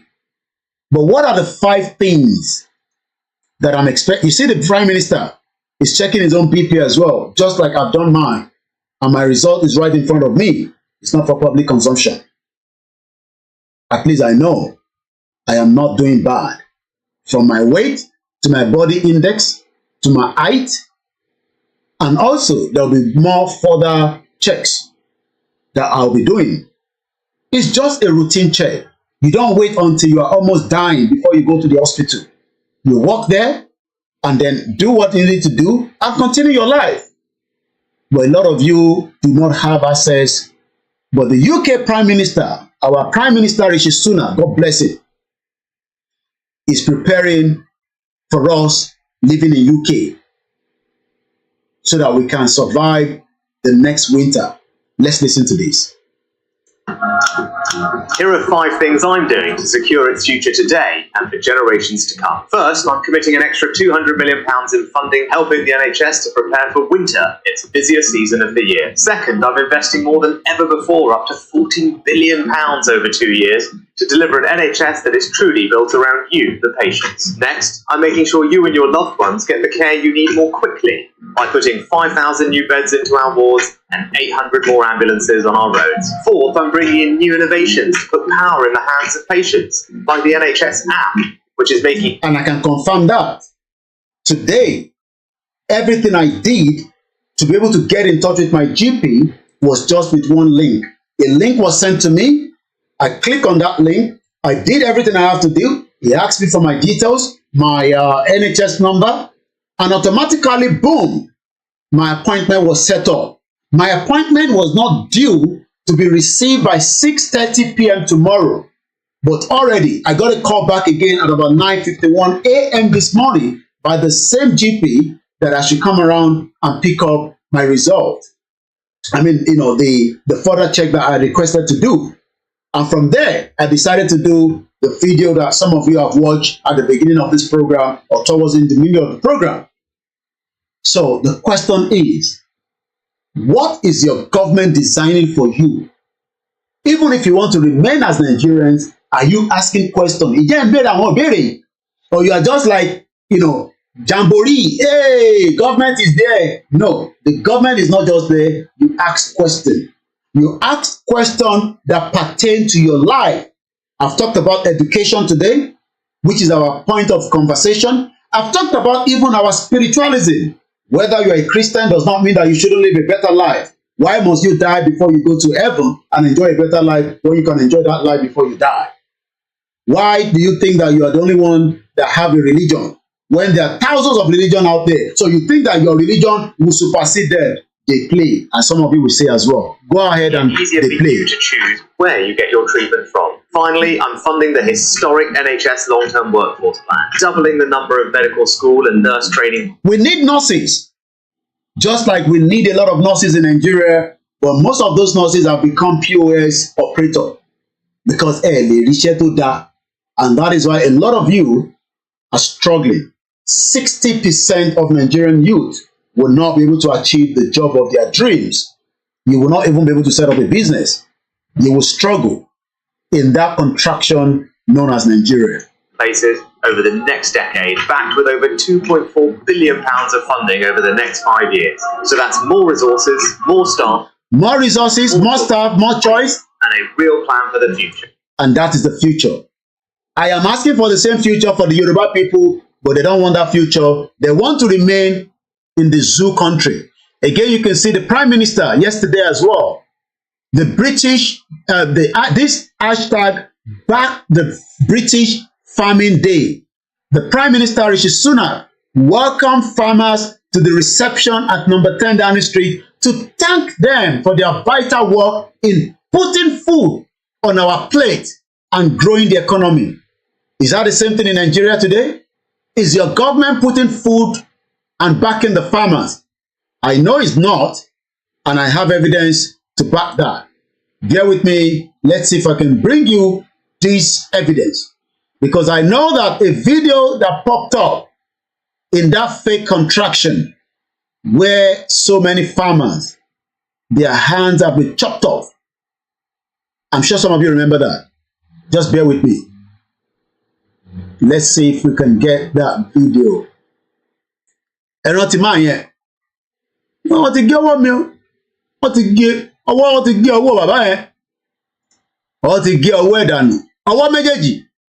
Báwo ló ṣe fẹ́ ṣe nǹkan ìgbìmọ̀ láyé ìyẹn tó di àfi tí a bá débi tí robotic hand tá a bá fi robotic hand sí lọ́wọ́ ìyẹn nìkan ló máa ṣiṣẹ́.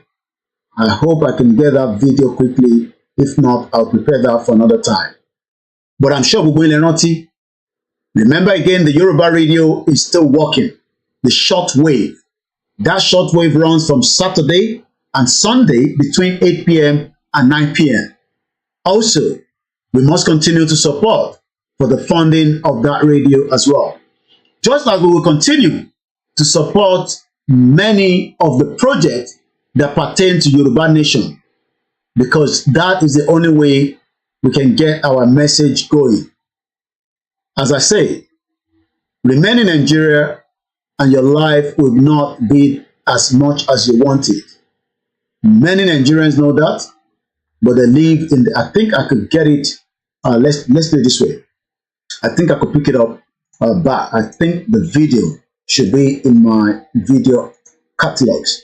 We have too many videos, and that is why if I noticed when we started the program and it actually collapsed, is because the machine that we are using is already overworking and cannot hold as much as we're trying to make it work.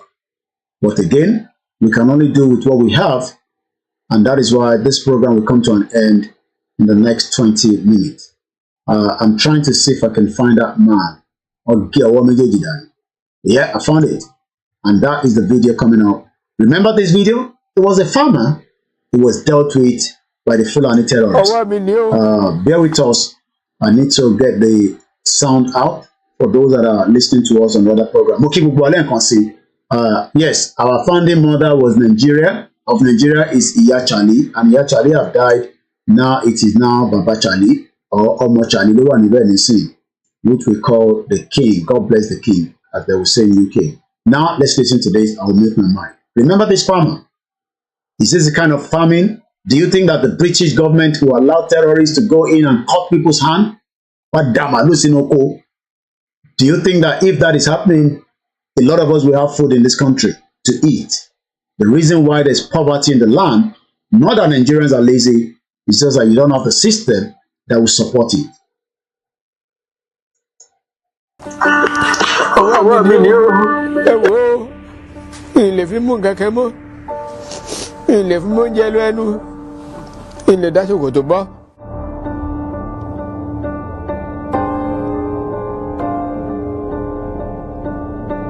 Orúkọ tèmi ni Amadu Abubakar láti ìwájọ wà ìtásá tí mò ń ṣiṣẹ́ FGN níbi tí mò ń gbé tí mò ń ṣiṣẹ́ wọ́n á wálé ní ọjọ́ Friday kí n tó padà ó tó nǹkan bí aago 5 ìrọ̀lẹ́ wọ́n wá ń padà lọ mo kọjá Bùdó Musa tí wọ́n ń pè ní Gbẹ̀du odò kan wà ńbẹ̀ odò yẹn à ń pè ní Ọ̀yẹ́ yẹn ni mo dé ni mo bá àwọn Fúlàní yìí àwọn méjì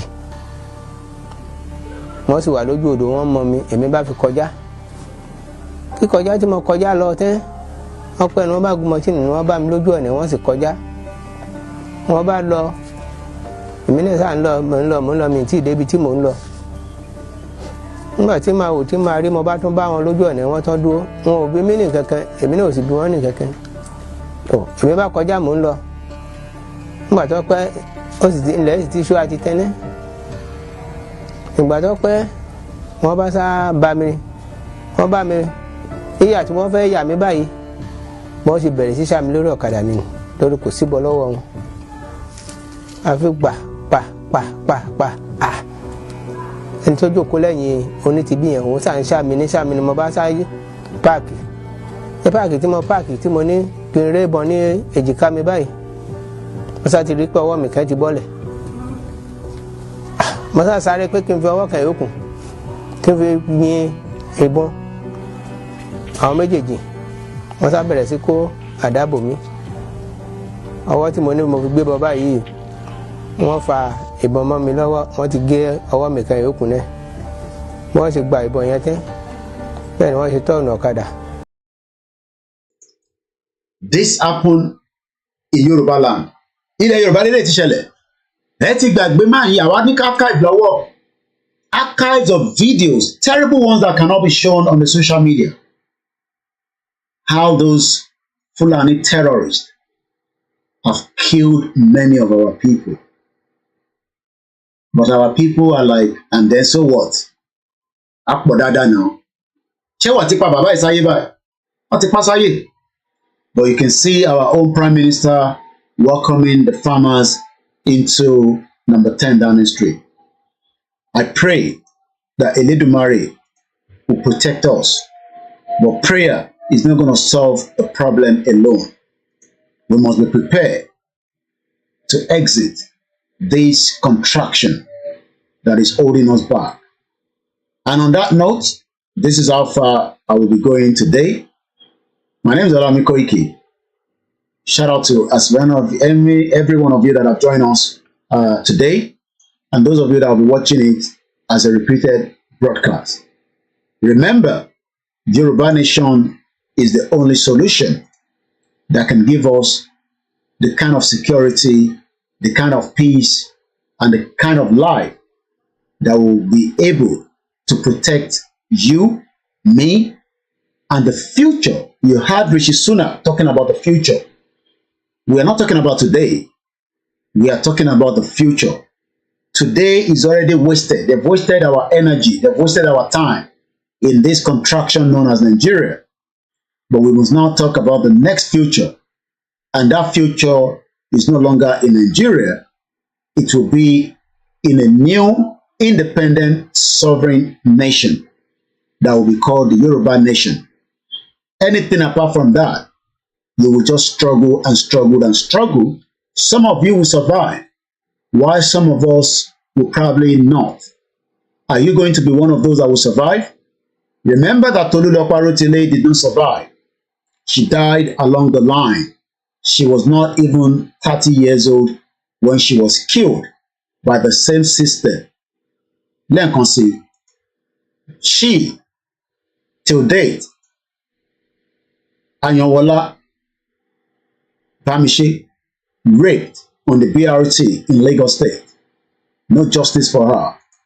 Do you know how many Biafrans have been missing, kidnapped, because of their views? Today, Adogon body and Alhaji Fatai is still with the government. Whether they've eaten it, whether they've buried it, we don't know. Whether they've kept it in the mortuary somewhere, nobody knows. 2 years down the line, the mother of Adogon is still alive, the wives are still alive, the children are still alive, and these are two Yorubas killed under the attack of IGBOHO's house on the 1st of July 2021.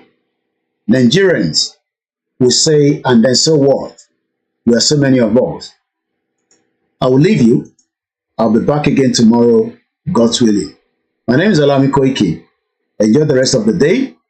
And whatever you think about Nigeria, well, think very well if this country can still survive another 64 years. I know it will not survive it. Nigeria will collapse. How soon is what we don't know. And on that note, I say a very good afternoon, good evening, and enjoy the rest of the day. My name is Olami Koiki. Bye for now.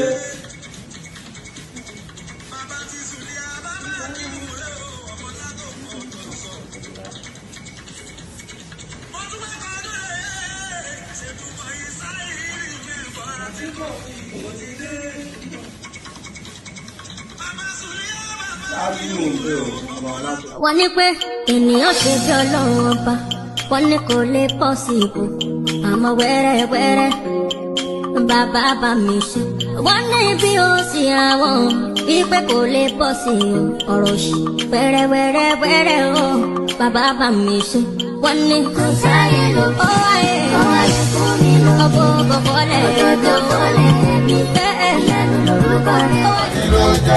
ọmọ òdua ọ̀gá Fúlàní ọ̀gá Fúlàní ọ̀gá Fúlàní ló jẹ́ o. Yorùbá nation yìí ti gbogbo wa ni kó má gbọ́dọ̀ bàjẹ́ torí kò sílùú mìíràn.